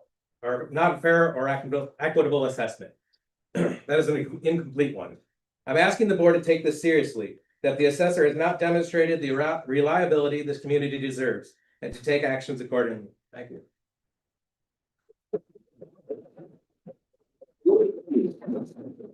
For anyone else? Yes? I'll speak. I don't have anything prepared. But I echo everything everybody said. I went to the assessor early. They didn't know when he'd be back, if he'd be back. I left questions. I didn't get I kept calling, didn't get a response for weeks. They offered up a number that was slightly less, and I still had questions on the value, how they value land. And I'm like, oh, well, then you really need to come in and talk to the assessor. So I finally got to the assessor this past week. And even before I went in with my satellite pictures and my markup of my surveys and everything else, he offered me money off. I go, but you don't know my questions. You don't know what my land looks like.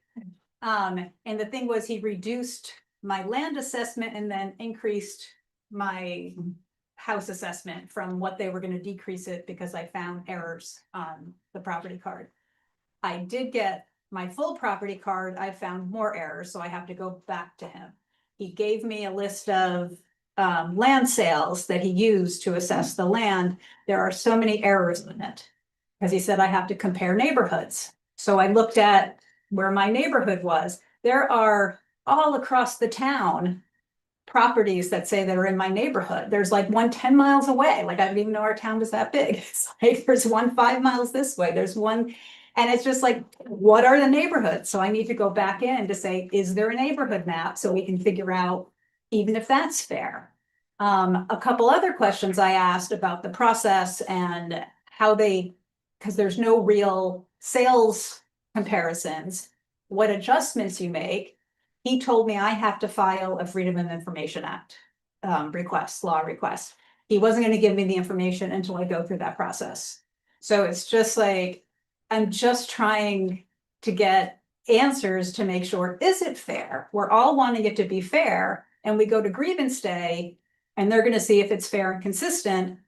It is not. It is absolutely not fair and consistent. The assessor won't answer your questions. They won't tell you how things are valued or anything. So something has to be done. There has to be a stay on this. You know, just state your name. Sarah Reed.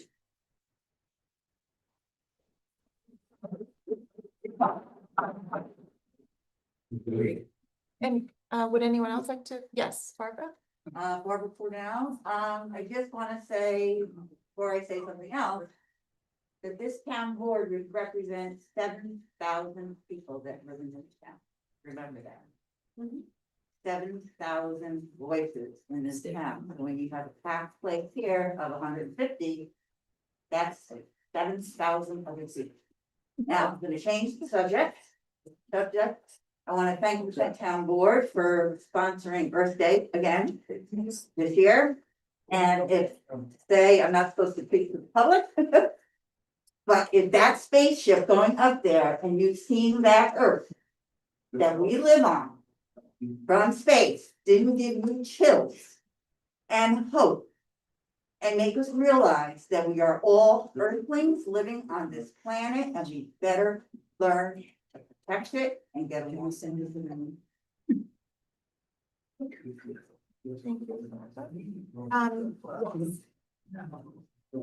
My name is Susan Griss. I've been a homeowner here for almost 40 years in Edward.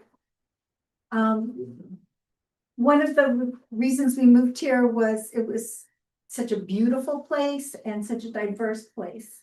And one of the things that really got to me right towards the beginning of when I moved in is that all these different people of different political perspectives all got together for the first time, it seemed, to protect the landfill because toxins were being brought in from New Jersey. And I thought, wow, look at this, like people who disagree about this, disagree about that. But we all got together for that. And I remember wheeling the baby carriages to stop the trucks. I mean, it was very moving time. And I feel like this is another one of those times when the whole town, everyone I talked to, I mean, I'm looking on Next Door Rochester and everybody is upset about this. Because I was shocked to get more than double, 160% raise, and it doesn't make sense. It just doesn't make sense. And I heard all of the questioning about candidates, about education. Well, it seems to me that if you're gonna shock people, you start off by explaining how this is being done, why it's being done, instead of just getting these numbers that are like astronomical and don't make any sense at all. And I have to say, I was extremely moved by the first speaker to talk about the fact that people who've been here for a long time, or people on a fixed income, working families that are struggling, the town is not just a geographic location, it's who we are. And we don't want to lose who we are just to like have people with more money move in and change everything. It's like, we're here, we need to stay here, and we need to be supported to stay here. We need to work it out how that's gonna happen. And to go from what was to like something totally different, like,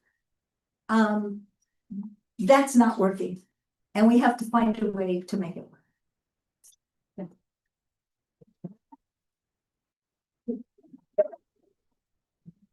My name is Martha Jones, and I would just like to ask each and every one of you on the board if you feel the assessor has done a good job. If you think, not just personally, but as board members, if the assessor did the job that you hired him to do. Because I don't think so, and I don't think anybody else No. thinks so either. That's my question. Not even close.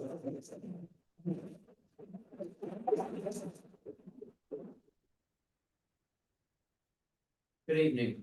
My name is Devon Nolt. I'm a resident of the town of Rochester. So thank you for this opportunity to comment. Here tonight because we're at a critical moment. And I want this board to understand exactly what that means. Tentative assessment roll has not yet been filed. That means this board still has the opportunity to intervene before a deeply flawed and potentially unlawful reassessment becomes the official record of this town. Here's my understanding of the situation. The town hired an outside firm to conduct initial appraisals. These initial appraisals, based on what we've heard tonight and at the earlier meeting, were riddled with errors. Rather than correcting these egregious errors through any documented professional methodology, the assessor has been making informal adjustments to at least some of these individual property values, essentially negotiating assessments on a case-by-case basis with no written rationale and no consistent standard.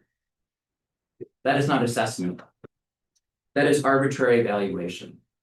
And my understanding is that arbitrary valuation is not just poor practice, it is a violation of the New York State Constitution and the real property tax law, which require that all properties be assessed uniformly and at a consistent percentage of full market value. It's also a violation of the Equal Protection Clause of the United States Constitution.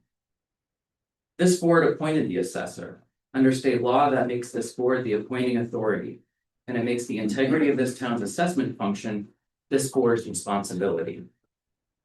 The board doing nothing in the face of a known constitutional problem is not a neutral choice. It is a choice with legal consequences. Arbitrary assessments expose the entire community to legal risk. Taxpayers ultimately bear the cost of litigation, settlements, and court-ordered reassessments. Addressing this now is far less costly than addressing it later in a courtroom.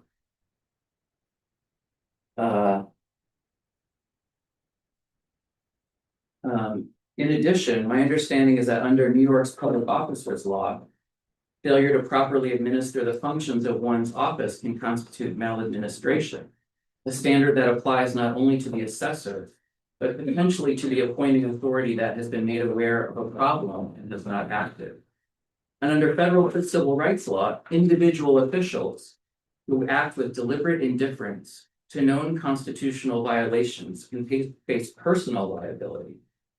Independence from political interference in valuations is totally different from immunity from unconstitutional conduct. This board has heard concerns about the fundamental inequity and unfairness of this assessment, these constitutional violations in this process before. Tonight is further notice on the record. Most fundamentally, I'm requesting that the board provide leadership. Part of leadership is solving a problem when it arises.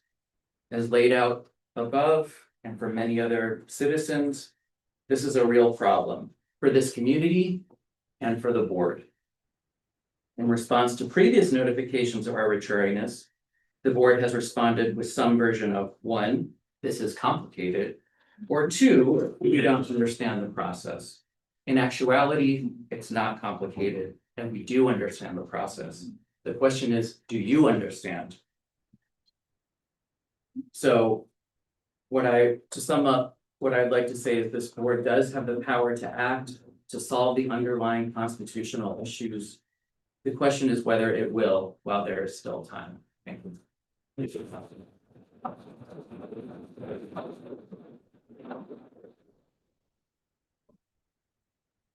there anyone else who'd like to address the board?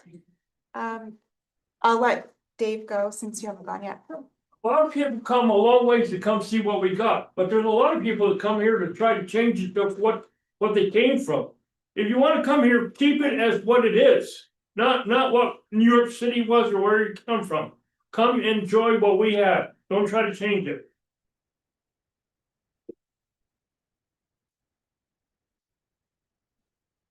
Anyone who hasn't spoken yet who would like to address the board? You? As long as I'm the it's to do with my official capacity. Oh, well, Barbara had something she wanted to say, so. Yeah, then you'll go. just wanted to say that when I moved here in 1990, reval hadn't been done. I haven't lived here 70 years, but reval had not been done in 40 years. And I think that is part of the problem that is brought up, I think, finally with us, that reval hadn't been done for 40 years here in this town. People were having houses that were never on tax roll. Us newcomers were being taxed way more than a lot of people, so I think it's finally catching up with us, not having the reval for those 40 years. Jerry?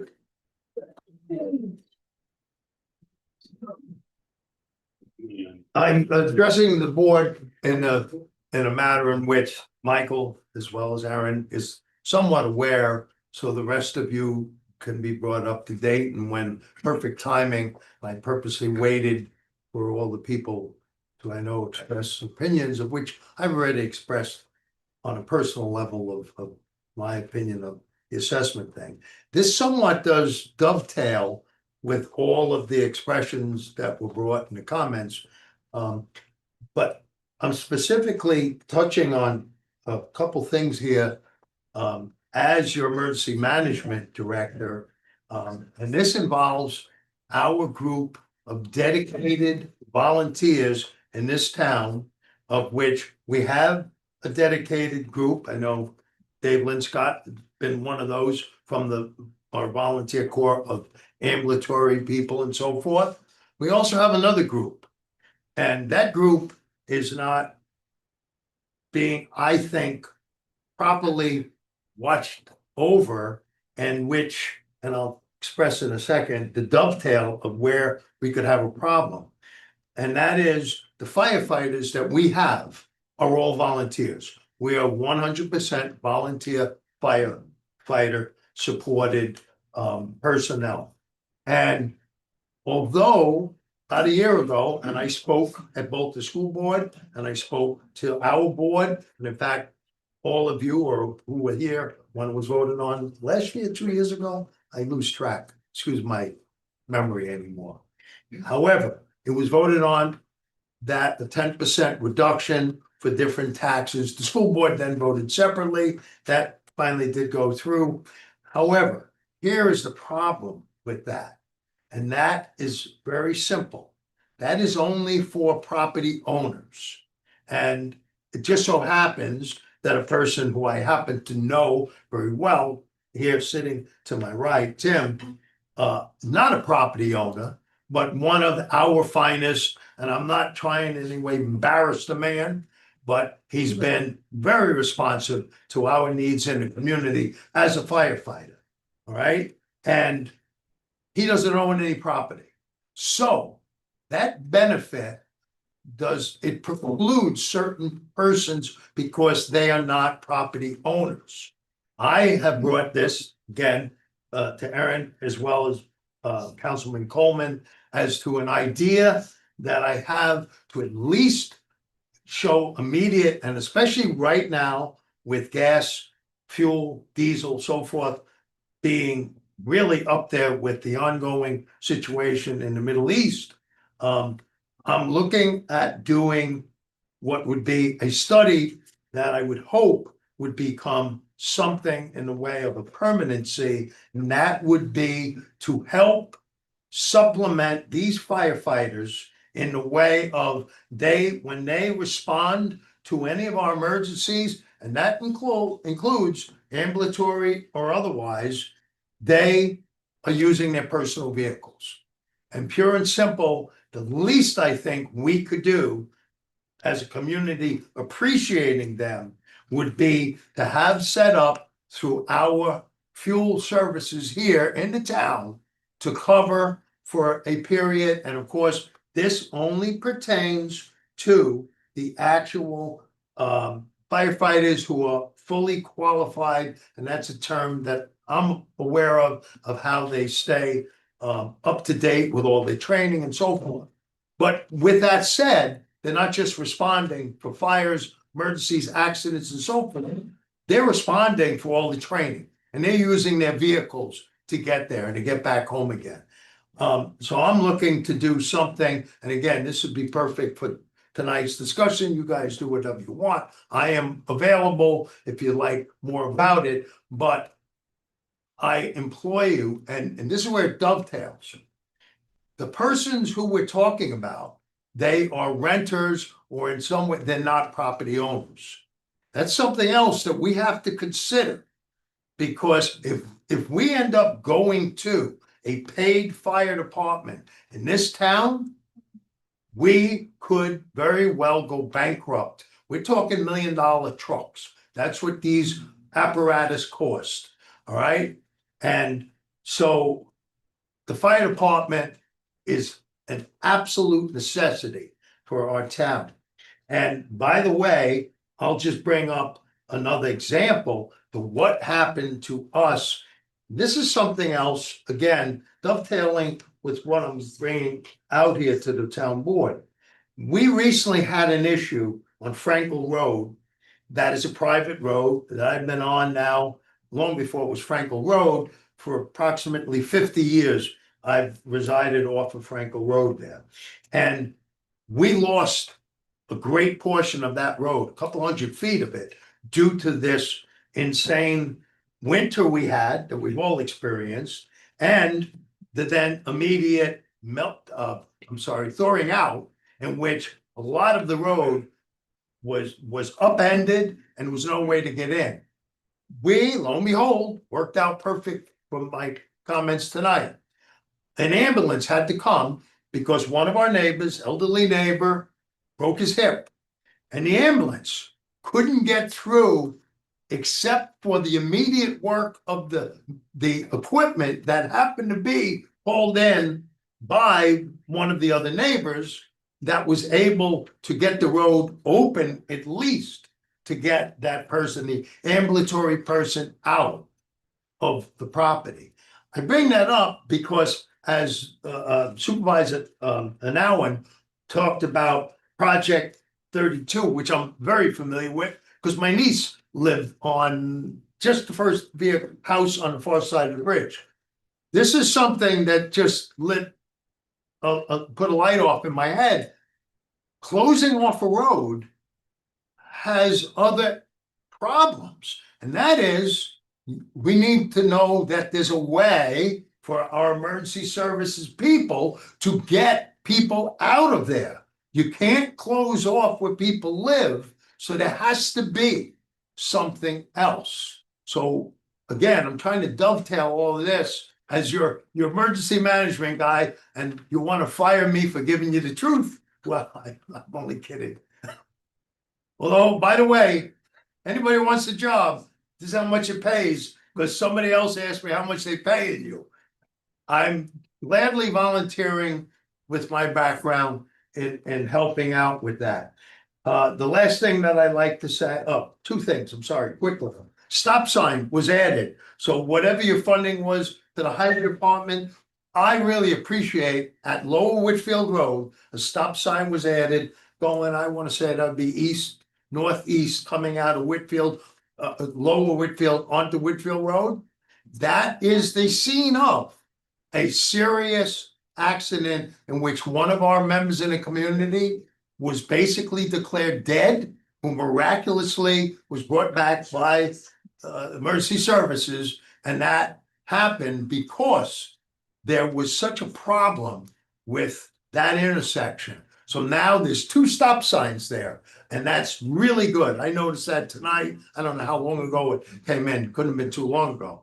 But every once in a while, we do something that really makes it safer. The last thing I want to say to everybody, as a public notice, the bears are out.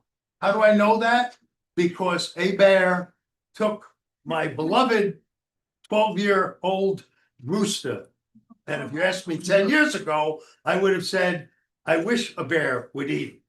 But in the last 10 years, he's become quite a buddy. And the other night, 40 foot of my coop went down. The bear disappeared, as well as killing a couple of the others. I bring that up because the bears are out of hibernation now.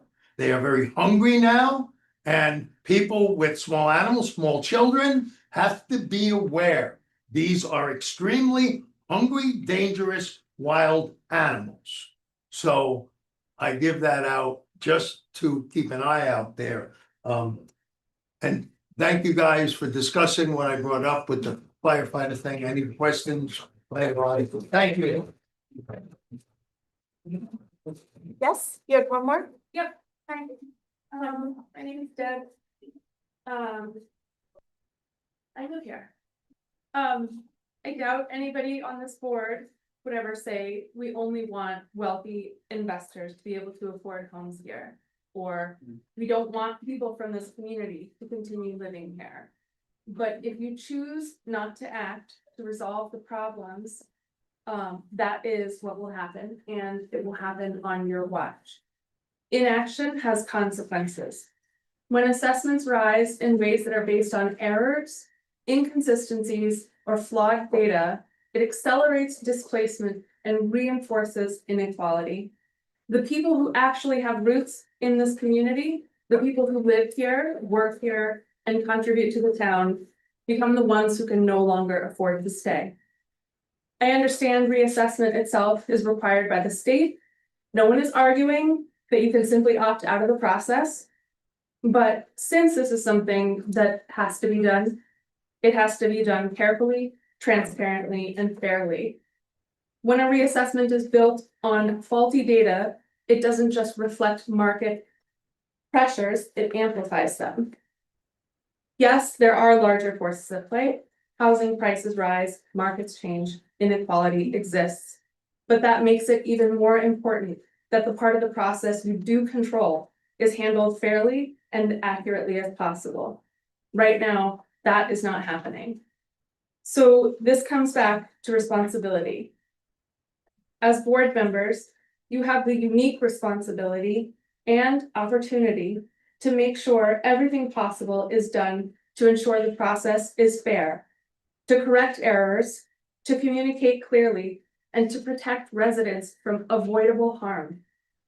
Then the outcome will be predictable, a community that becomes less accessible for the people who already live here.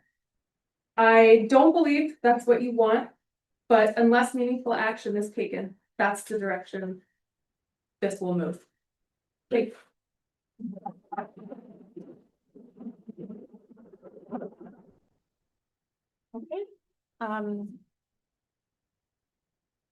Going once, going twice. Okay, I'm gonna close this public comment portion of the meeting. We do have another one at the end, if anyone sticks around that long. So now it's town board member time. I would like to open it up to the board.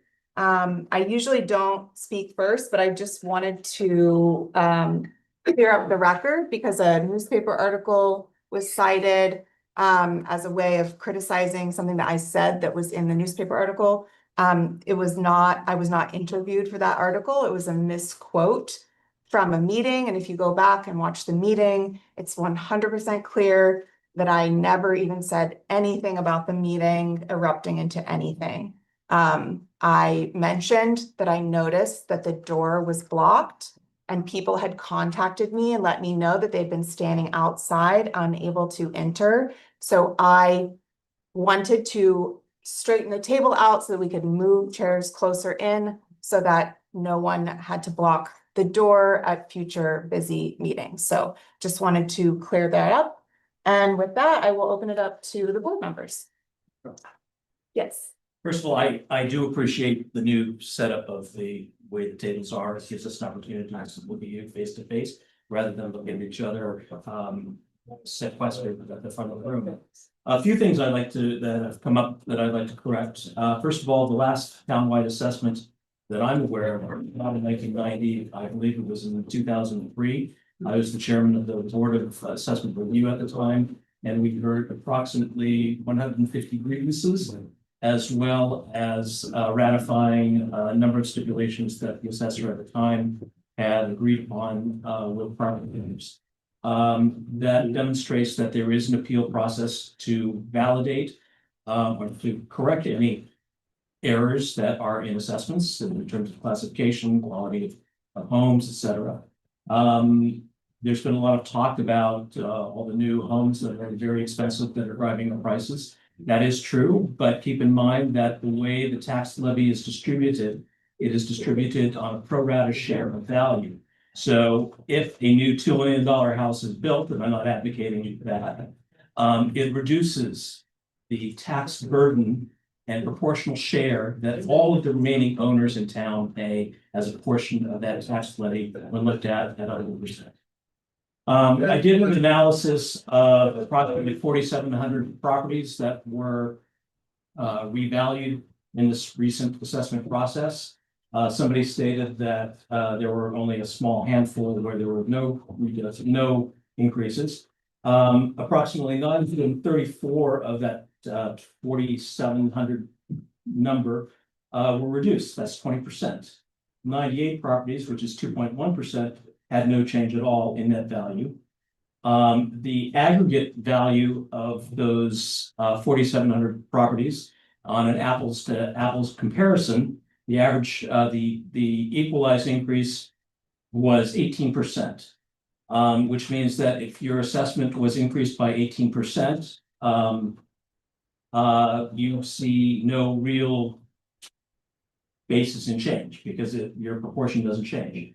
And when you total the number of properties that had increases of less than 18% on that basis, it represents nearly half of the properties in town by parcels, not value, but by parcels. So I think that if we're going to start throwing out statistics, I'd be happy to sit down and go and discuss this with anyone when we're talking about what the actual change is in town. There are a lot of mistakes when anybody comes and does a evaluation of 4,700 or just under 5,000 properties in town. There are bound to be mistakes, and some of those mistakes are egregious outliers. As somebody mentioned once, a trailer on 1 acre came back at $800,000. That's an obvious mistake. And there are several appeal processes and processes that the town board has tried to communicate that can get those mistakes corrected. The first process was through GAR, and admittedly, there were a lot of problems and complaints that we had raised with GAR on that process. There's now a process that will last until about Grievance Day, which is May 21st, I believe. I'm not mistaken on the date. where property owners can meet with the assessor and work with them on a one-on-one basis. After that, you can file a grievance with Board of Assessment Review, and if you're still not satisfied with that result, there's a small claims process. So there are 4 appeals processes that people who feel that their properties are misassessed can appeal to. So that certainly mitigates any constitutional challenge that has been raised that by anyone here. So the process isn't perfect. We'll be the first to admit that. But there are ways to sort out those egregious errors, and we hope that you would, if you're in that situation, we hope that you would avail yourself of those processes. And the 18% was of market, the The equalized value. equalized value to the revised assessment, the proposed assessment value, yes. Do you want to go? Yeah, okay. So a couple things that I want to address. For the first one, thank you everyone who came and made comment. I always appreciate hearing from the public. First thing, New York State Fire Code requires a 3-foot egress between objects to be able to exit a building. These 4 tiles are 3 feet. I counted them. Hold on. And that's, nope, this is my time, Clayton. 2.5. If you look at either end, there's about the same amount on either end, but okay. It was I continue anyway, so, I tried to make sure there was an egress there. Apologies if it's a couple inches shy to our emergency services managers here. That being said, in my opinion from this seat where I sit, if I had gotten a chance to at last month's meeting to speak, I would have said that I'm very sorry to you all. That I'm sorry that you've had to deal with this, to deal with the upset, to deal with the overwhelming, the anxiety, the, you know, sudden jolt to your chest when you opened and read that letter, because even though I understand the process, I had the same exact feeling you all did when I opened it and saw that my property, apparently I'm a millionaire also now. Congratulations to all of us, even though we won't be able to afford anything despite that. I would have agreed that there's been some huge issues in this entire process in the past. I would say, at least from my perspective, at least 8 months of it. And I put the majority of those onto GAR, and the lack of follow-up. Because I reported during our budget meeting with the assessor and that I had received calls from several residents with incorrect information on their property logs. That was the first letter you guys got from them. And they didn't get a chance to mail it back in time, and if they still had time to send it back, which I was told they did. I was one of those residents who had to send mine in late because there was over 10 errors on there, and I reported that. And reported those issues from the beginning of this. So I understand your guys' anger, I completely empathize and fully feel that. I don't feel and I would rather be sitting out there with you guys than at this table, because in all honesty, I'm the black sheep here because I'm the only one born and raised here. And to try to explain your perspective and the optics and how it would be received from you guys is very exhausting. Then to have the same people scream at me for 2.5 hours during a meeting and not give me a chance to speak. And then having the doorway to leave blocked caused me to have a panic attack. Was a little upsetting, and I apologize for my behavior during my medical incident that happened at that meeting. And everything else I will say is, I've been doing my own research, whether or not it's been said or stated publicly for a response from at least my position and my oath to the Constitution of this country. I've been doing my own legal research and things about this process and about what's gone on. And I would just like to remind the people of this town that according to New York State law, assessors are able to be elected for a township. Ours is appointed. I'm just gonna leave it at that for tonight. I've said enough. I'm gonna leave the time to the rest of my fellow board members because I desperately need to use the restroom.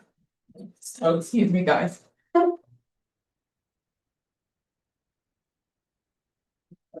you want to go?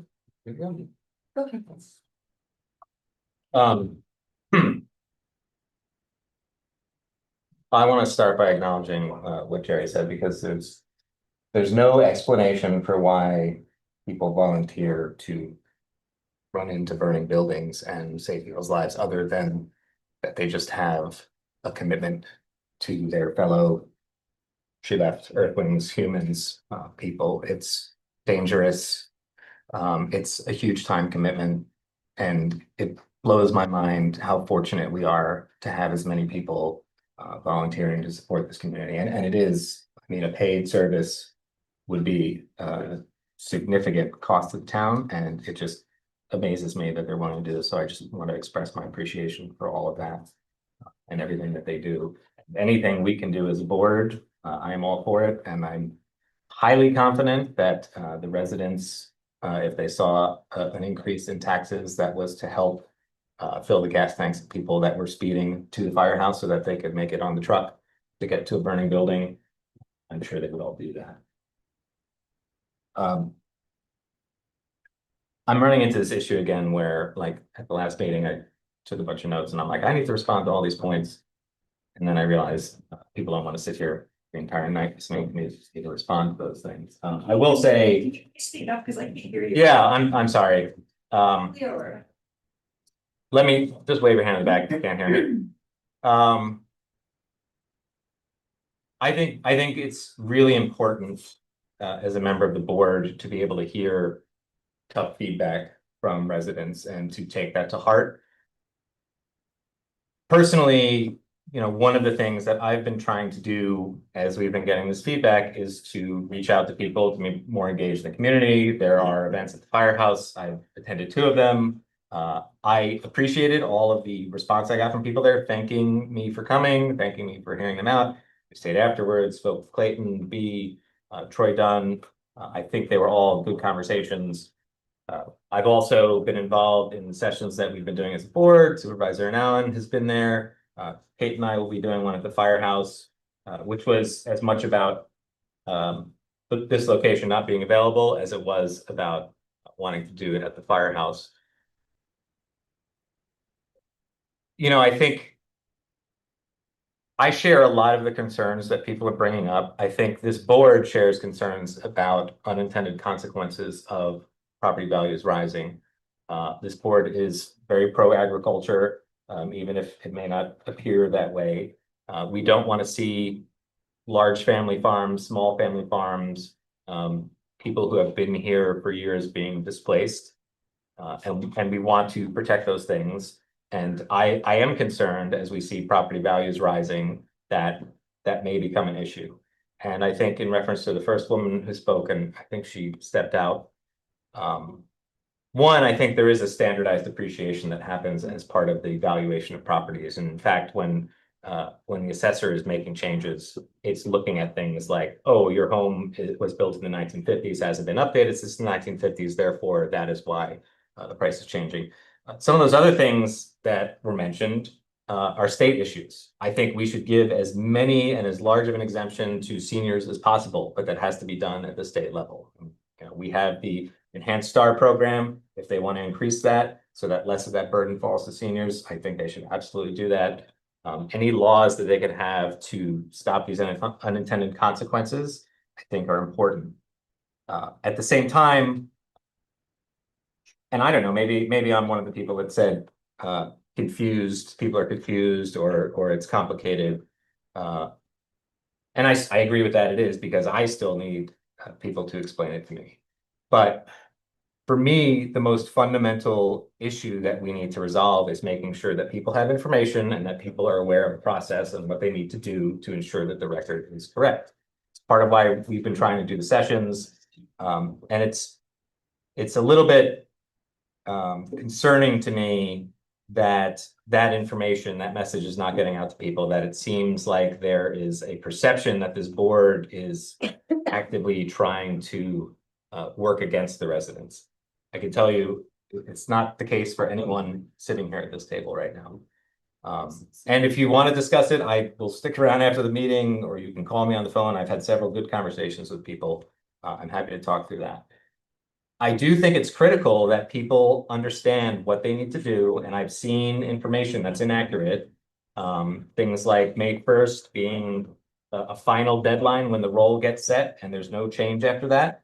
That is not true. As I mentioned, there are multiple stages that people can go through to go before either talk to the assessor after May 1st, talk to the Board of Assessment Review, go through the SCAR process to actually grieve it if they don't agree with the Board of Assessment Review. So there are multiple phases, and we are in the middle of a process. Nothing is finalized right now. And it's important for people to understand, even people who got a letter that said their taxes would go down, to make sure it's accurate. Because right now, everybody is going in and things are changing across the board. So if you got a letter that said your taxes are going to go down $50, but your property information isn't accurate, you still need to correct that, because the goal is to have correct information across the board. And my fear is that when that roll comes out in May, people who got a letter that said they were going down, it's not going to go down as much, or it might go up slightly. And so it's critical that people are aware of that and communicate that to their neighbors, and that they make sure that they have the right information. The other thing is, just because a roll gets published this year doesn't mean you can't come back next year and say, my assessment was wrong. You were $100,000 high and I forgot to come in. You can come in next year when this whole process starts again and say, I don't have a roof anymore and that building fell down and I would like my assessment to be relooked at. Why? But why do we have to do that? Order. That's ridiculous what you're saying. All right. Sorry. The alternative that people have suggested. Alternative. The alternative that people have suggested. Guilty till proven innocent. Sir, Yeah, I'm leaving. Thank you. Thank you. The alternative that people have There's no suggested. alternative. You people are ridiculous. The alternative that people have suggested is visiting each property and making sure that we go to every home.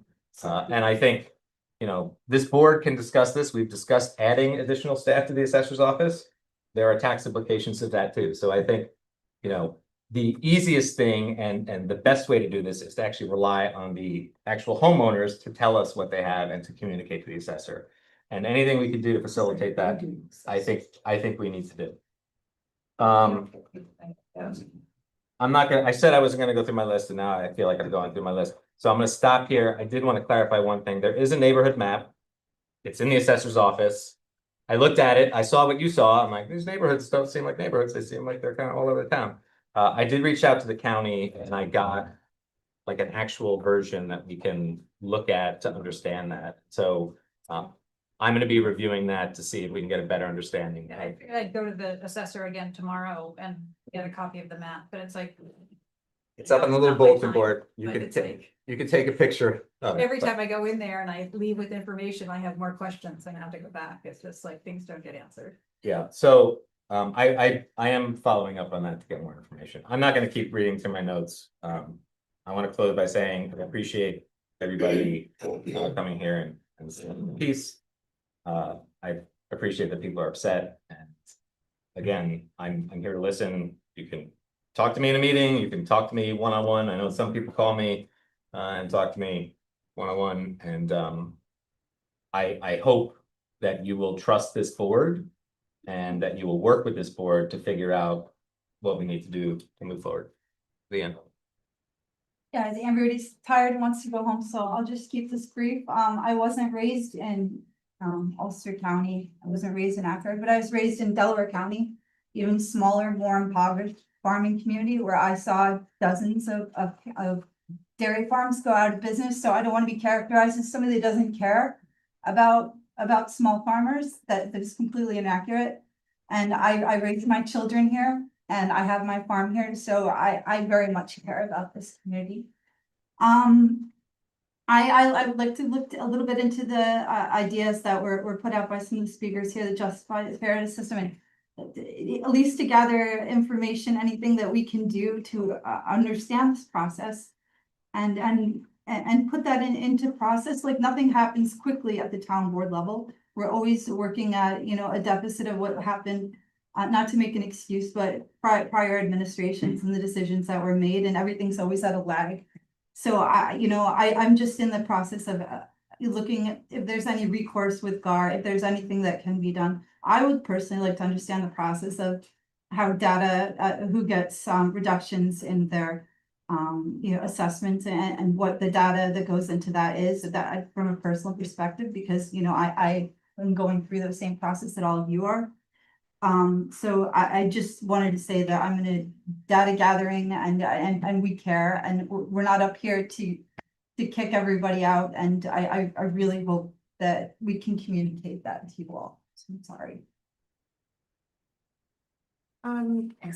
Yeah.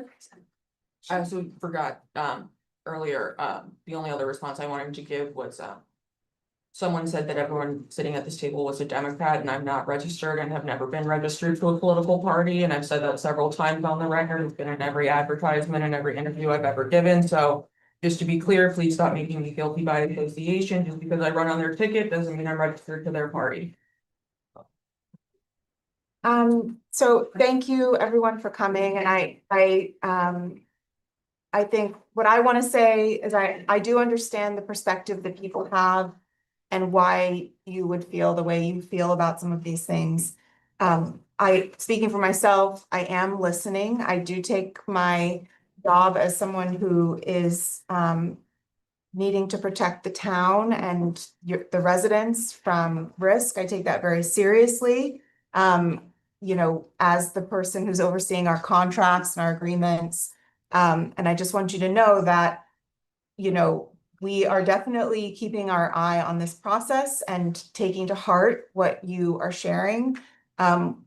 Also in the position that at least I am in, I try very hard to be as accurate and factual in the information that I share. And I know sometimes that comes off as that I'm not necessarily saying as much as people might want, but it is part of the position that we're in, being on this side of the table. So I also feel for everyone. I agree with what Charlotte said about how much this has shaken our community, and that is something that I take very seriously. So thank you for coming, and with that, I will end town board member time. And we will move on to resolutions. Yeah,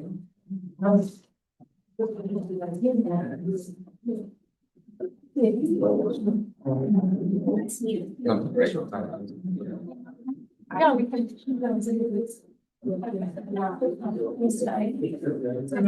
I was thinking about the gas bill more. My gas cards and also get some donated. Oh. I really want to launch it while we're Yeah. I meant to say that is my. They do want to launch it. So that is. I literally got a grant. I'm in Albrecht too. Albrecht is always granted to get at least $2,500 in rows. Way. Yeah, no, I do. Appreciate it. Well, it's. Yeah,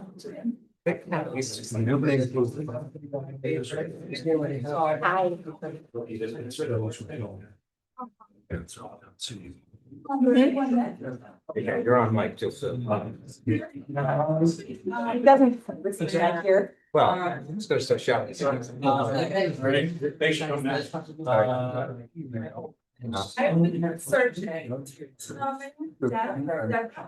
We're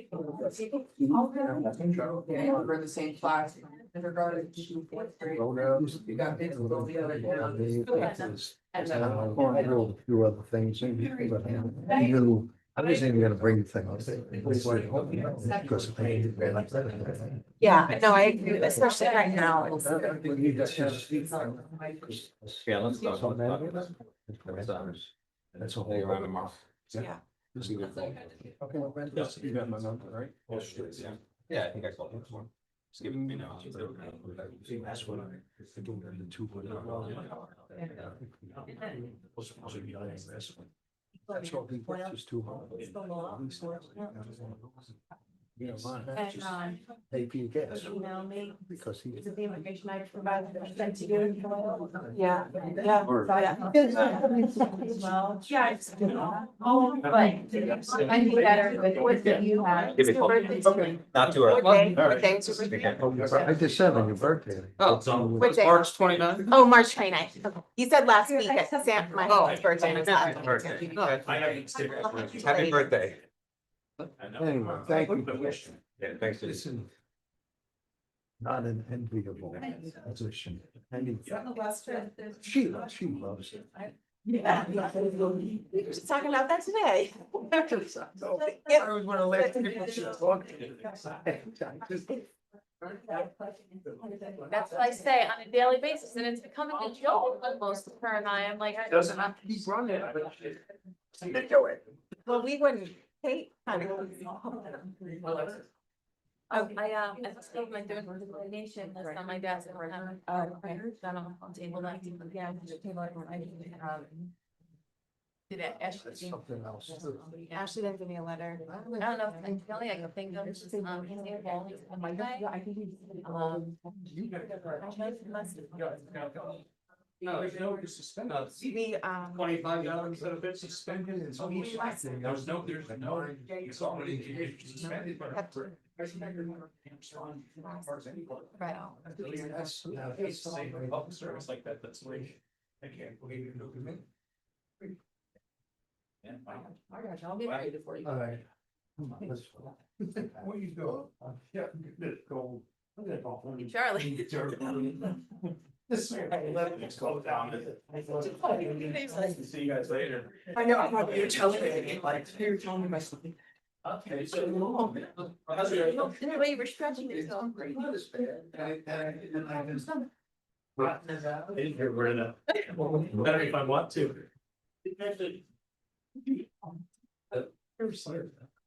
That is the word.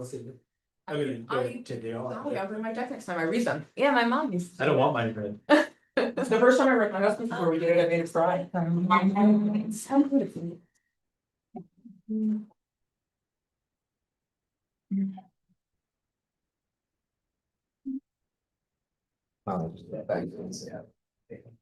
Rearranged Sally's really.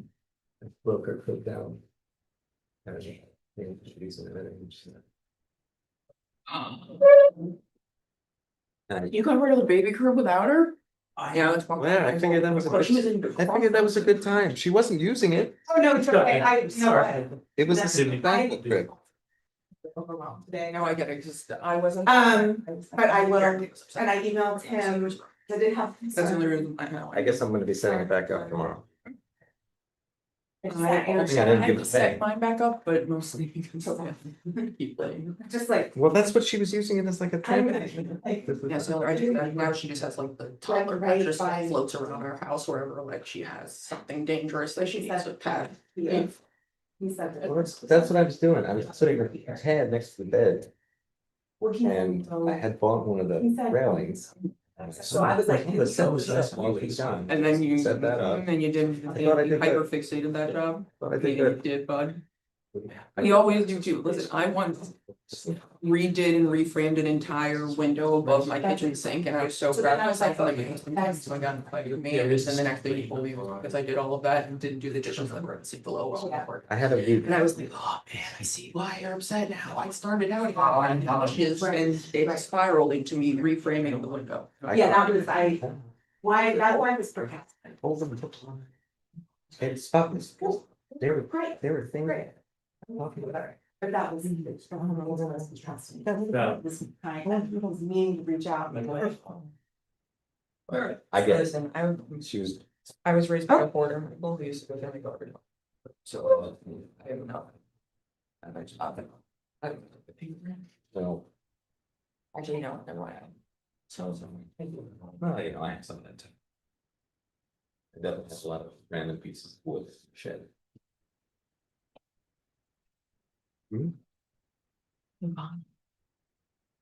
My random pieces of little tiny wood from doing a project or whatever, I used to put the wheels on that podium because I needed like.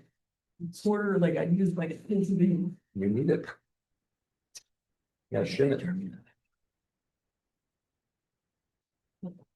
I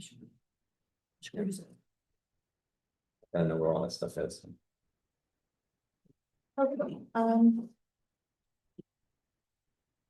so I guess the left is something, yeah, but we can go ahead and reconvene the meeting. And move on to, acceptance of the minutes. Did anybody did you guys have a chance to look at those today?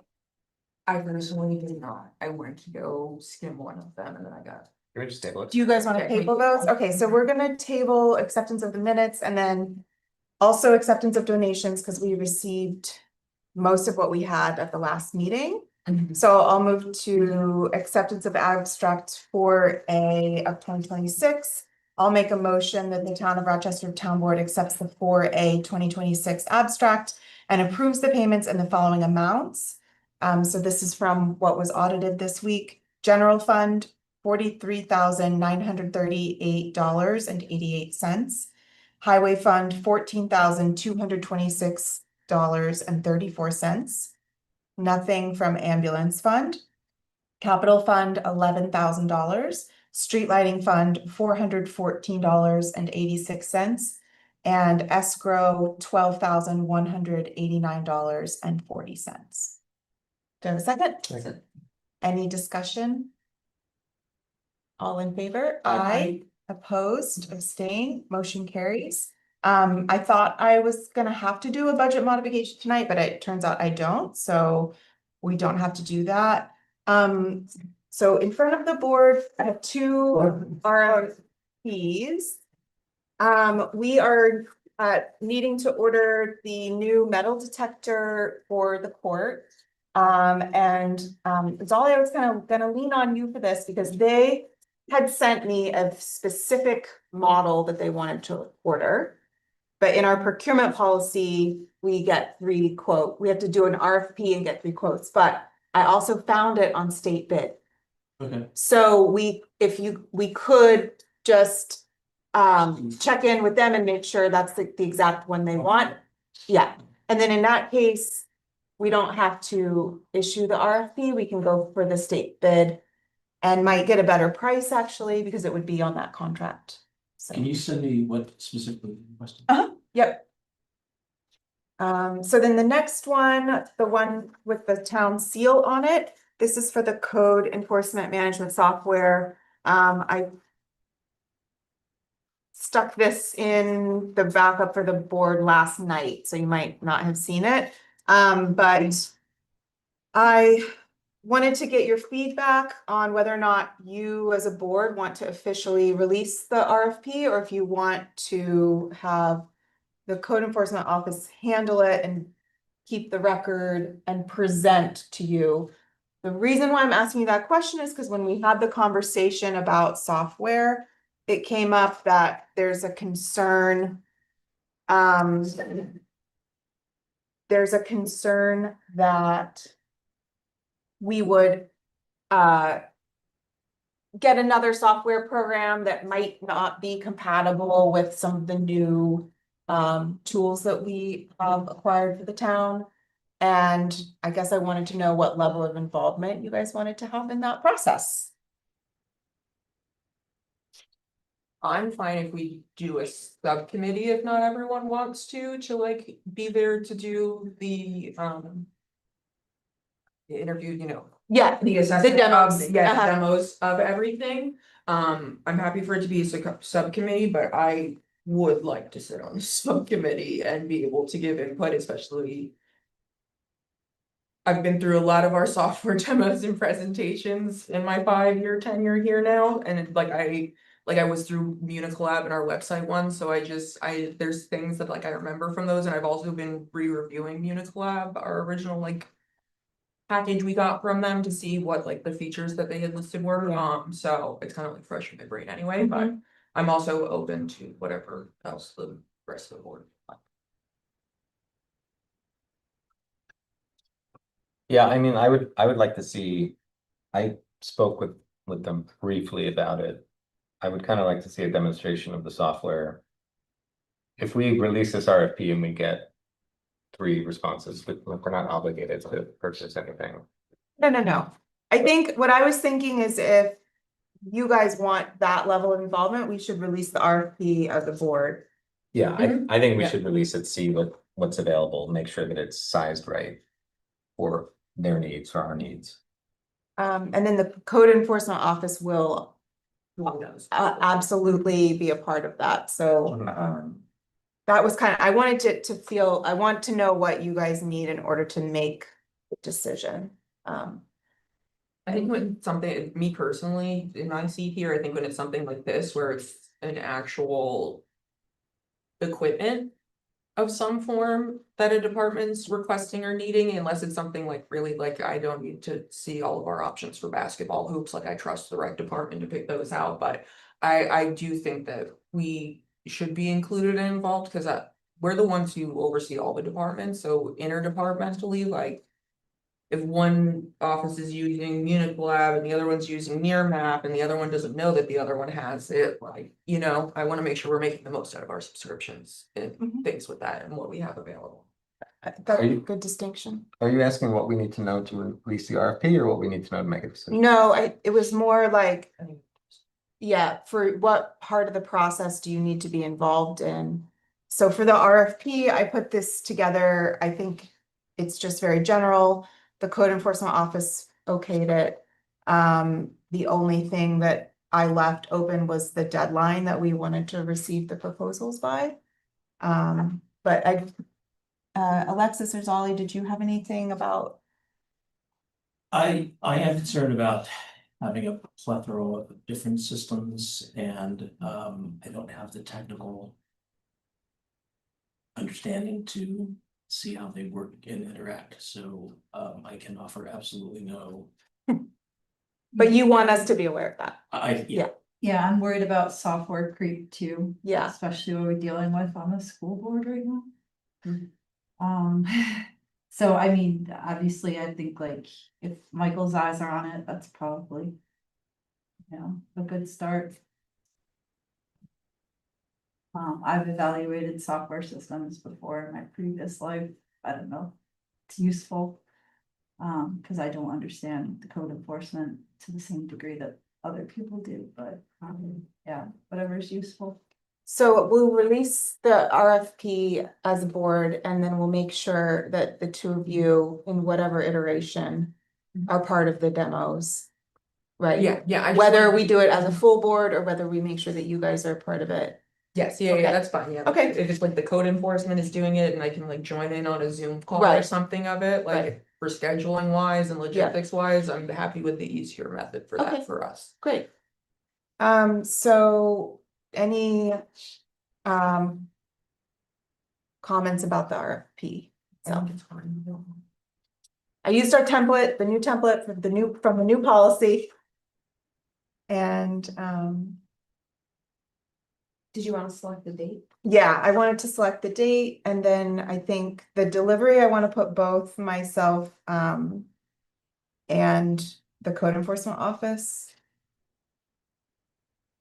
And it should just be by email. Well, I guess they can do whatever they want. Right, never mind. They can do whatever they want. Well, it says that you could do it however you. We're just giving them the options, I so. get you, and then can I just ask, in the proposal requirements? Can we just, can we ask that they also give us any à la carte add-on features? Sure.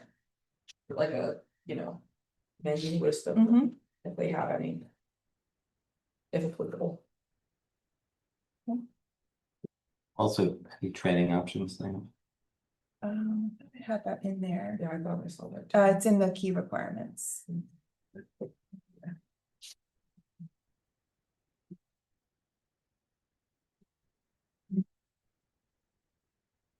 Okay. So, do we want to give it, the code enforcement officer was like, we just need 2 weeks. But we might want to give it more. Put it up for like 60 days. I was thinking we probably won't have time to actually like review or approve anything until our May workshop meeting anyway, if we wanna put it for our May. business meeting to be due, like, we can review them then and then make select, like, if we want to. Yeah. And make selection, or if not, we can have until the next meeting then too. Usually what we'll send this RFP, they'll schedule, before they send us anything, they're gonna wanna schedule meetings, right? Demo meetings. So then so that they can Mm. like interview and get to know what we want, then they usually send the proposal like 2 days after that. Do we have a list of software vendors? Yes. Okay. Yeah, and we're gonna reach out to them and notify them that PRP is up. Yeah, so let's do it, let's time it for the Yeah, we May can do it. business meeting, but we'll get started on it. So the May business meeting is.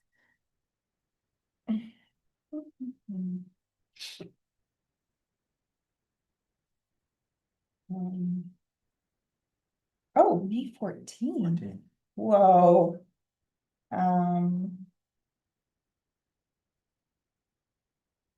So Why don't you do it for April 30th? Oh, or you were saying you want it before the meeting? I think for the proposal, 3 weeks, 21 days? we could have it like May 8th, yeah, and then we have a whole week. to make a Oh, I see selection. why that we all were so alarmed. Now I see. Because it's Labor Month starts on Fridays. Yeah, It makes our meetings weird. very weird. Now that I see it like the other days. Oh, no. Yeah, we should think about that workshop meeting, actually. That week is gonna be tough.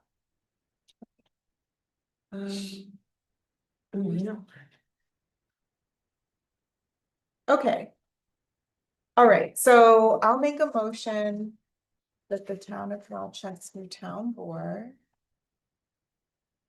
releases the RFP for code enforcement management software as presented with the following amendments to add a la carte add-on features under the proposal requirements. And to include in the submission instructions that they should be sent to the town supervisor and the code enforcement officer. The email addresses, the town supervisor's email address, townofrochester.ny.gov, and the CEO at townofrochester.ny.gov. And fill in the address at 15 Tobacco Road with the deadline to be received by 4 p.m. on Friday, May 8th. Second. Any Do you discussion? wanna put a time on? I said 4 p.m. Oh, you did? Yeah, Okay. sorry. I said. Any more discussion? All in favor? Aye. Opposed, abstained, motion carries. Okay. Then I have an appointment. Oh. My computer's set.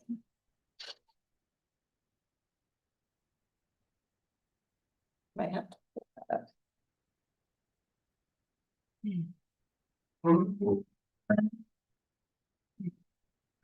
SharePoint. It is not, I took notes on my agenda, I'm just on my laptop, so.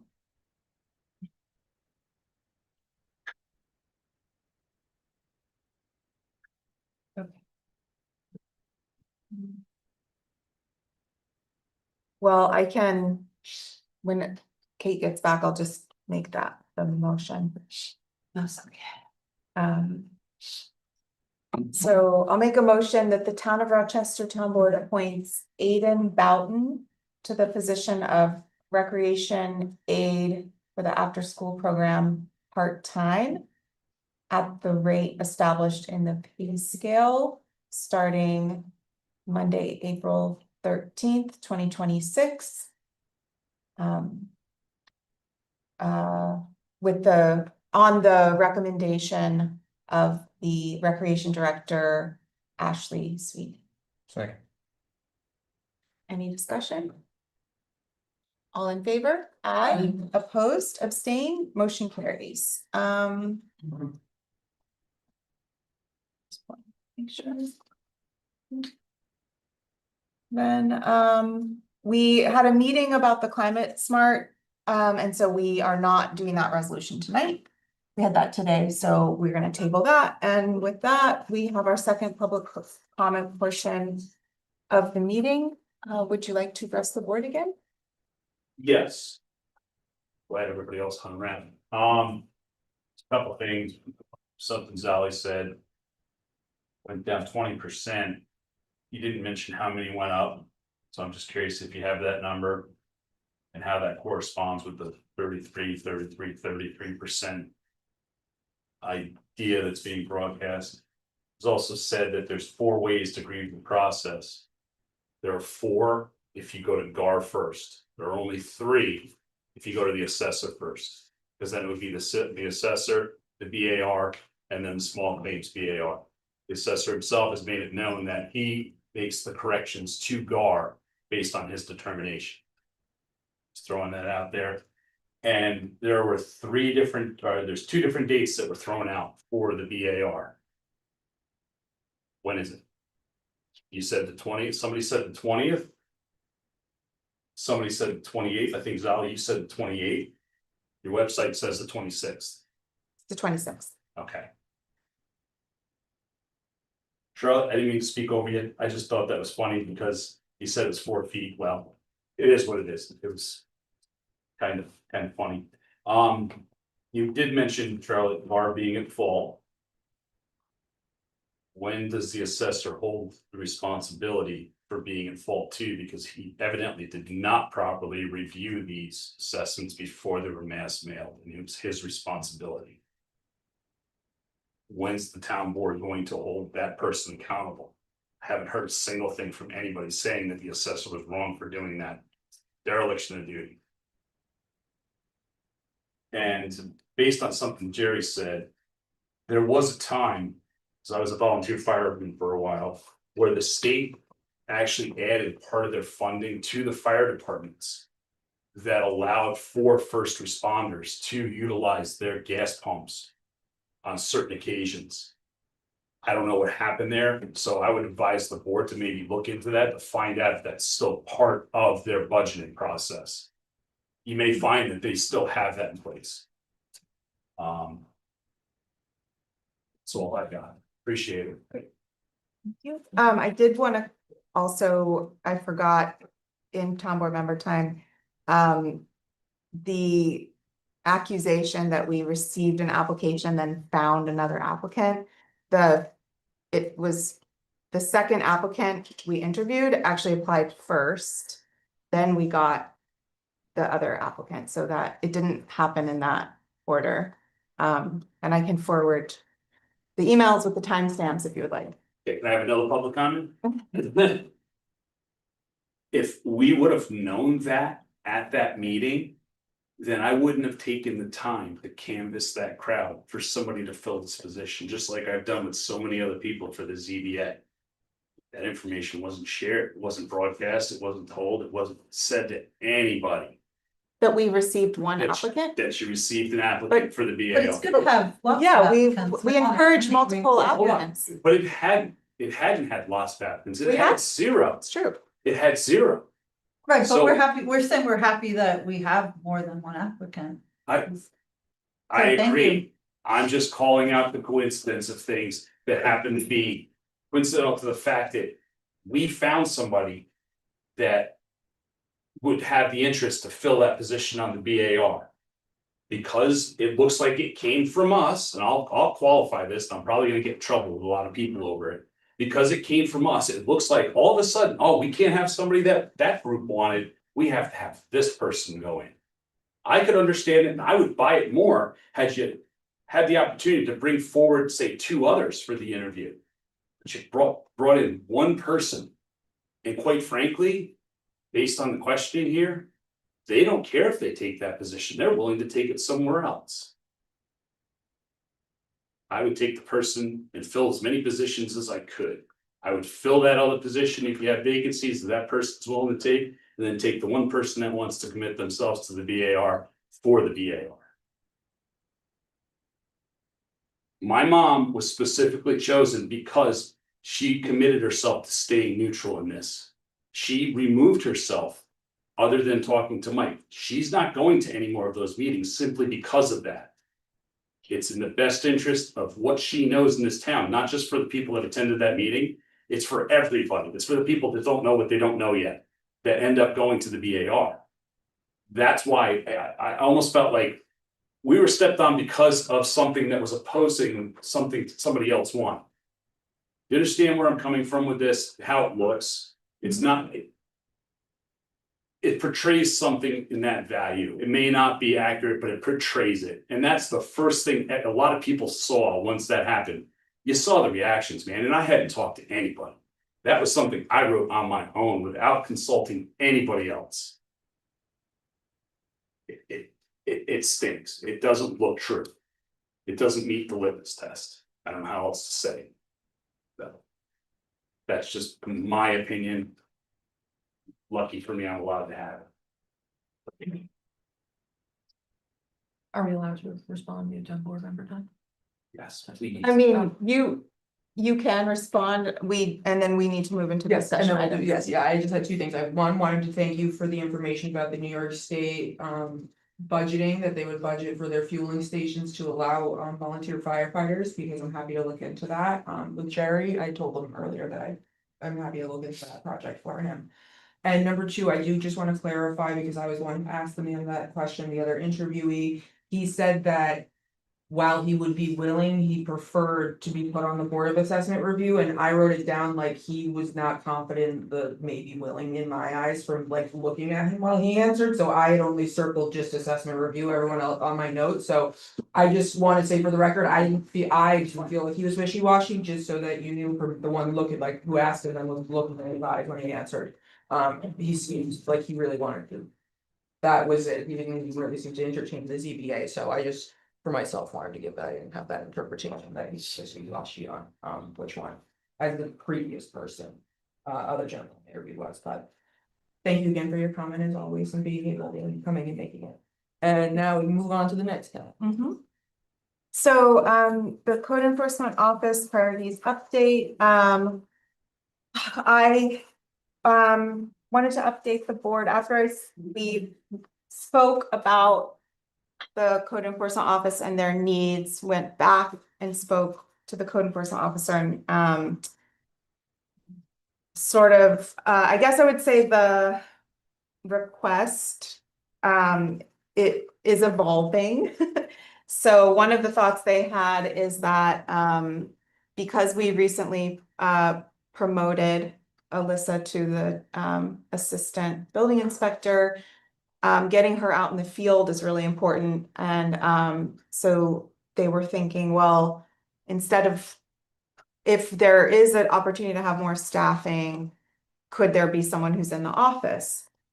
So I did bring up that that is challenging because we had already kind of said no to another department about that. So the plan we came up with is that we'll have some temporary assistants in the office. I'm gonna assign my clerk to that office. So we're switching her schedule up a little bit, so she'll be working in my office less. She has one project that I'm gonna make sure that she's gonna make sure that she stays on top of, but otherwise she'll be assisting there. We're gonna do that for 4 weeks. I asked in the meantime for them to start logging time so that we have an understanding of like what tasks are taking what amount of time, because I know that for the board, the increasing staffing right now is like something that would be really challenging. In terms of like, we can't fund it with fund balance, because that we shouldn't fund like a staffing position with fund balance. So they actually already started doing that, so I have some of the time breakdown. But then I thought that this is coming up a lot where I'm like making sure that other departments have what they need by assigning the clerk who's flexible in different departments. I think we should maybe think about having another person who can do that. Well, my question would be, how much of this is catch-up work that's been, I know with Keith's office, a lot of it is catch-up scanning Right. and records management things and what I don't want to, I mean, I'd be very reluctant to add some there on a permanent basis. Or what is a temporary thing, because then you're gonna use that expanded employment, those expanded hours as a baseline for future. Mhm. Improvement, improved future increases and. Yeah. To the extent that we can keep that baseline as low as possible. And fill in temporarily, I see that. And that's one of the reasons why I wanted them to start doing time tracking. As long as she's willing to do it. Yeah, I have some concerns with this plan. Number one, are we paying your clerk a differential for doing a third department's job now? And floating to another and having to know the like knowledge base for another. I made department? it, well, we talked about that. She's going to stick solely to the clerk duties that are in the civil service position. Okay, and number two, that. While I know the catch-up game that the code enforcement office is playing right now, and I'm happy to. Give them staff because they've been a severely underfunded and understaffed department for a long time now. I wouldn't oppose trying to figure out a way to get them a part-time staff, another staff member in there, but that's not my concern as much as that your office is already overburdened with work. You're managing 2 bridge projects that aren't even in your, official capacity, your 3 that aren't even your responsibility, that you're not the superintendent of highways and bridges, but your office is managing all of those grant fundings and projects right now. I'm worried about the effects of those hours being moved from your office out of it and not having those hours for you to have support in your office for getting communication, getting everything done that needs to be done for the day-to-day of the town too.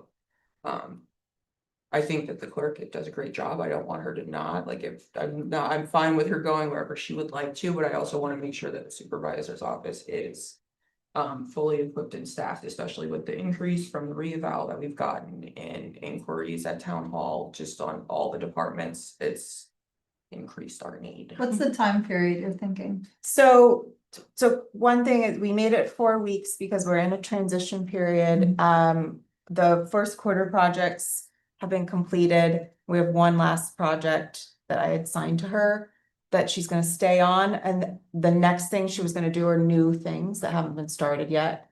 So I was thinking 4 weeks for her, and then keep getting information about what is that doing for their, what is that doing for their department in terms of like Yeah, the inspection schedule, because that's yeah, if we need people out in the field, I think the worst thing we can do is kind of cut off that office for public communications about not having anybody on the phone, so I assume that's what she's. right, yeah, it's mostly that. And then also we are gonna keep we have 2 weekly meetings, we're keeping those, but they'll just be on Teams.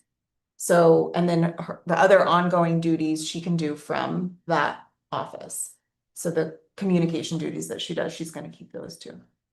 So Well, I we're, personally trust you and your knowledge of your clerk's time management, so.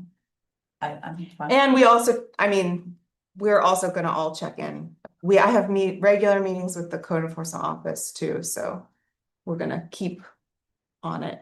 I'm also right now, I'm very enveloped I'm very in my annual financial report, so until I get that submitted, we're not gonna be able to start any of our new projects, so. And my only other concern is I'm fine with it for 4 weeks for it being a temporary thing to evaluate and see what could happen with a clerk being added to that department. But this same clerk was the temporary fill-in for planning and zoning board secretary.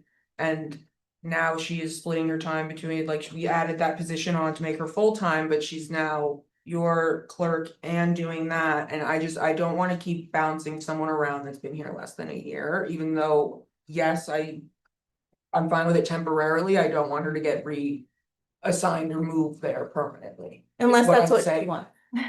Unless, yes, you Yeah. request that when we put a position in there, but I think that. I think that your clerks are. Bailing out the employment issues or lack of like scheduling in all the other departments. Well, I agree, but that's why I'm saying, I mean, we have had requests for more positions that we weren't able to put in because of our budget, and that's why one of the things I'm saying, a lot of towns have a clerk, this same role as a clerk, and they can go between departments. We've talked about that a Yeah, lot, floater. a floater. Yes, yeah, a floater. And that's Yeah. kind of what I was thinking, this 4-week period, if I can figure out how we can do that, even with a temp. I think that would be helpful for 2 of our departments at least. Yes, yeah, no, and I'm fine with that. Looking at the potential of that, but if that person moves to that position, then that creates a hole in your office, and if that clerk position's full-time for planning and floating, then that also creates a hole in the planning and zoning board, that like it creates 2 part-time positions that we now need to fill for moving one person into a new position. I'm looking at like longevity, and I don't wanna deal with, in general, another problem where we're short-staffed or are down to like 2 employees in the code enforcement office again. At one point, Yeah. so I just don't want that to happen to any department though, like, and especially the supervisor's office, I guess, is. Where my brain is at with it, I'm fine with it, but I worry about. If we keep bouncing our, like, transferring employees, if we don't have an employee that's specifically a floater and we keep doing that to an employee, that it's not, conducive as employers. I definitely hear your feedback, thank you. So I will circulate this to the board. It was handed as a paper copy to me today, so I have, there is an analysis on time, and, this is just for like, general, the things that they've started measuring in terms of like how long, like a level 1, he split it up to like levels 1 through 3 of issuing determination letters, and like how the escalation of the violation process adds time and money. So I will circulate that to the board. And also an explanation of what they're doing when they're preparing those. He also did some research on fees because he watched our last meeting and we were talking about comprehensive review of fee schedules and charging for violations with a fee and whether or not we could do that. And Mary Lou's still looking into that part of it because we had questions about that. But I have the all the different fee schedules that he found that he compiled and gave to me. There's only one town that is charging for violations. And I was gonna look up whether or not they have any laws on the books that specifically allow them to do that, or if it's something that we could do. But they also charge for legal fees, it says. So I feel like that has to be something they would have in a law to be able to do that, but. Let's see, and then the other thing is I'm gonna skip ahead because it's the code enforcement office request. So on the body camera policy, that's another big one for them. To just be able to have that record when they're out in the field, especially because you never know what can happen. So what we had talked about is needing to have a policy before we implement the use of the cameras, because it's a records retention. There's a lot of it has to do with records retention and the chain of custody for the recording itself. So our Brian, who is the labor attorney that we've been working with, he was the one that told us we needed to have the body camera policy. So he took a look at it and gave me some homework with you guys. So he wants to know, do we want this policy to cover all enforcement officers or just the code enforcement office? And based on that, he will get us a red line. All. All? Make it blank. Okay, so that's gonna be we need to take the policy that we have and add some things and adjust some things he said. So he will, I will get back to him and then he will send us a red line version of that. Okay? And that policy has like implications for how foils are handled, yeah, so like. Yep. I'm just trying to remember, do we redact any personal information? See, we're like those towns where like people just end up as superstars. Because of foiled footage.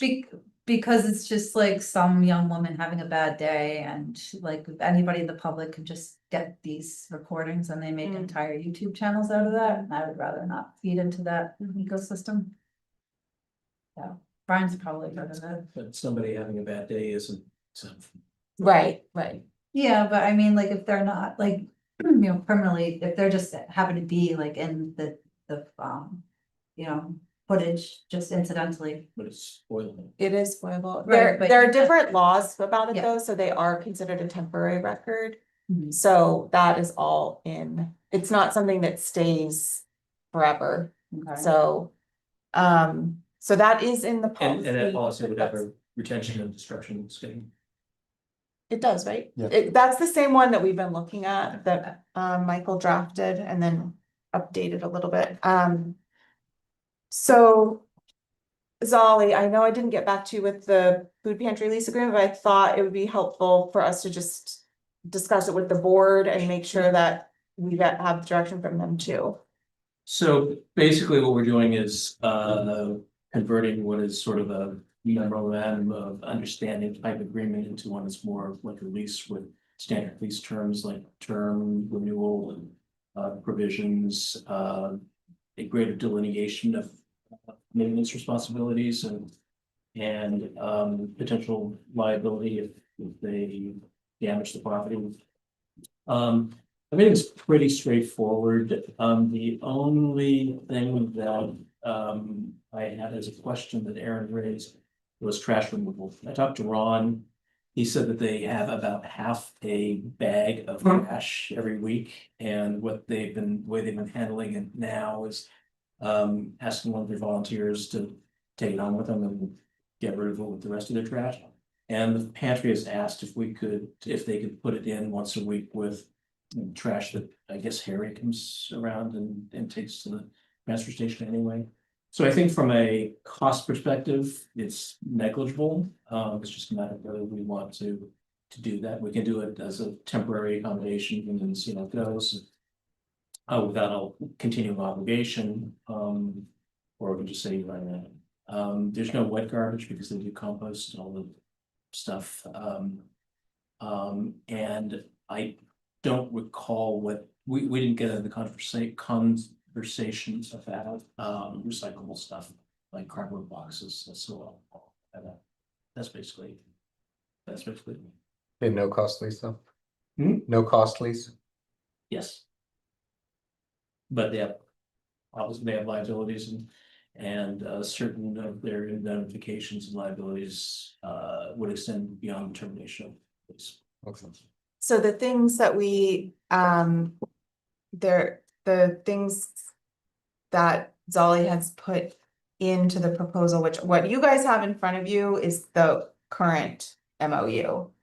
But we talked about having it much more clear what the town is responsible for in terms of maintenance of the building and what the communication protocol should be to report issues and then also to request things. And also not to make sure that they don't do any renovations without Correct. our prior consent. Yeah. The other thing I forgot to mention is use of the bathroom. Yes. So it's not addressed in the current Correct. lease at all, Yeah. or the current agreement at all. So there was a concern about if the department is using this room. They normally don't allow the public into the building or into this room, which is necessary to get to the restroom. And I don't know how to mitigate it. Maybe have them go down the other hallway and come the side door so they're not coming through here. Or I don't know how address that. I don't know how much of an issue it is. Right. I don't really find that to be, this is a community center, like unless it's like a book where someone's paying for this space or like a lecture from a government body or something, like town event. I don't think that like if someone walks through to go pee during line dancing, it's not that big of a deal. But if we're having an executive session here and they just wander in. Yeah, so if there's a specific session that the whatever department or whoever's using this space would like to make sure no one walks through them, then I Yeah. think that would be on us to I notice the think- food pantry. I think the way I wrote it in now is with some mindfulness to Yeah. scheduling. Yeah, I think that's all, yeah, I think the awareness of the scheduling is something that we wanted to make sure we You had. can also limit forward. it to food pantry volunteers and not at all members of the public. If that's. They are general members of the public. I'm sorry? They're general members of the public. They're members of Yeah, the the community volunteers who are volunteering there. This building's open to the public. During the after school Not during program, after school that's what we're program. talking about, Okay. is people walking in throughout the after school program Mhm. and. Well, that So- door would be locked anyway. So yeah, so we put, I think we just wanna have something in there that we can make sure that we're communicating what those times and events are, that there would need to be some kind of check-in. And maybe there could be a sign on that door. It's just something that has come up, and since we're reviewing, Use this one? Hmm? Do they usually use this? one? sometimes people will come through here and then sometimes people come through there. But, so I think that's the main, I don't think it's an issue when there's programming like the, during the day. Or Okay. like events or anything like that. And what would we do if another department kept an office open while the after school program was here and came to use the restroom? Well, They have their own the bathroom. Public, they have the employee one, so they If don't. a really- member of the public came in and asked to use the restroom and had to use these public restrooms during the after school program, I'm wondering what would be our policy on that. You know, I don't know, and I just find. I don't think that there's usually, this door is closed. I just find the service that they provide to our community to outweigh whatever. Unless there's a legal reason that they can't walk through a room that the children are in, I don't see how it's an issue that needs to go into their lease agreement. Hey, guys, it's almost I 10 know. o'clock. Can we like have this out some other time? Just an I'm- executive session. I'm not hashing anything, I'm just saying. Do what you guys want, go ahead, burn down, waive their trial to jury, whatever you wanna do to the nice non-college.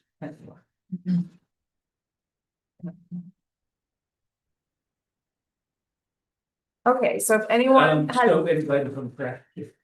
I think as long as it's that small of an amount, I think we should write that in there. We also, we allow the other agencies in town for the agency waste for them to use the transfer station, so, I think I don't have an issue with it. The cost is negligible, for sure. So what I'll do, I'll look through the graphic and then send it to Ron and see what their comments are. We discuss first. Okay. And the co-owner on their mailing address needs to be changed from the former president that hasn't been their president for 2 years Yeah, on there, and we should probably just put their board president or executive officer. So that we don't have to Yeah. change the name and release every year. yeah, that's in the. I only have the one party there. Okay. So the MOU for the close for free, you said you had conversations about that. Did you was there anything else on that? No, I think it's just, we have a draft, but there was just some clarifications to questions that were asked by the board, Okay. but I think it's all.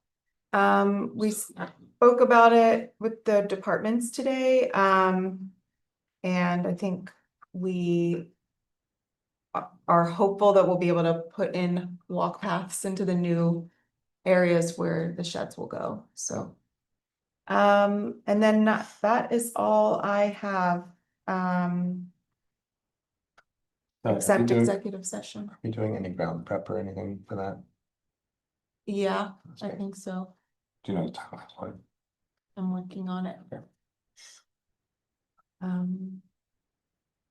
All right, that's all I have except for executive session. So. I'll make a motion to enter into executive session at 9:57 PM. For the purposes of discussion, of matters regarding the employment history of a particular person, matters leading to the appointment of particular persons, matters regarding the discipline or of particular persons, and matters regarding possible litigation. Second. All in favor? Aye. Aye. Opposed, abstain, motion carries. Quick piece of advice, look up Docs Directive 4943. It lays out everything you need to know in regards to body cam.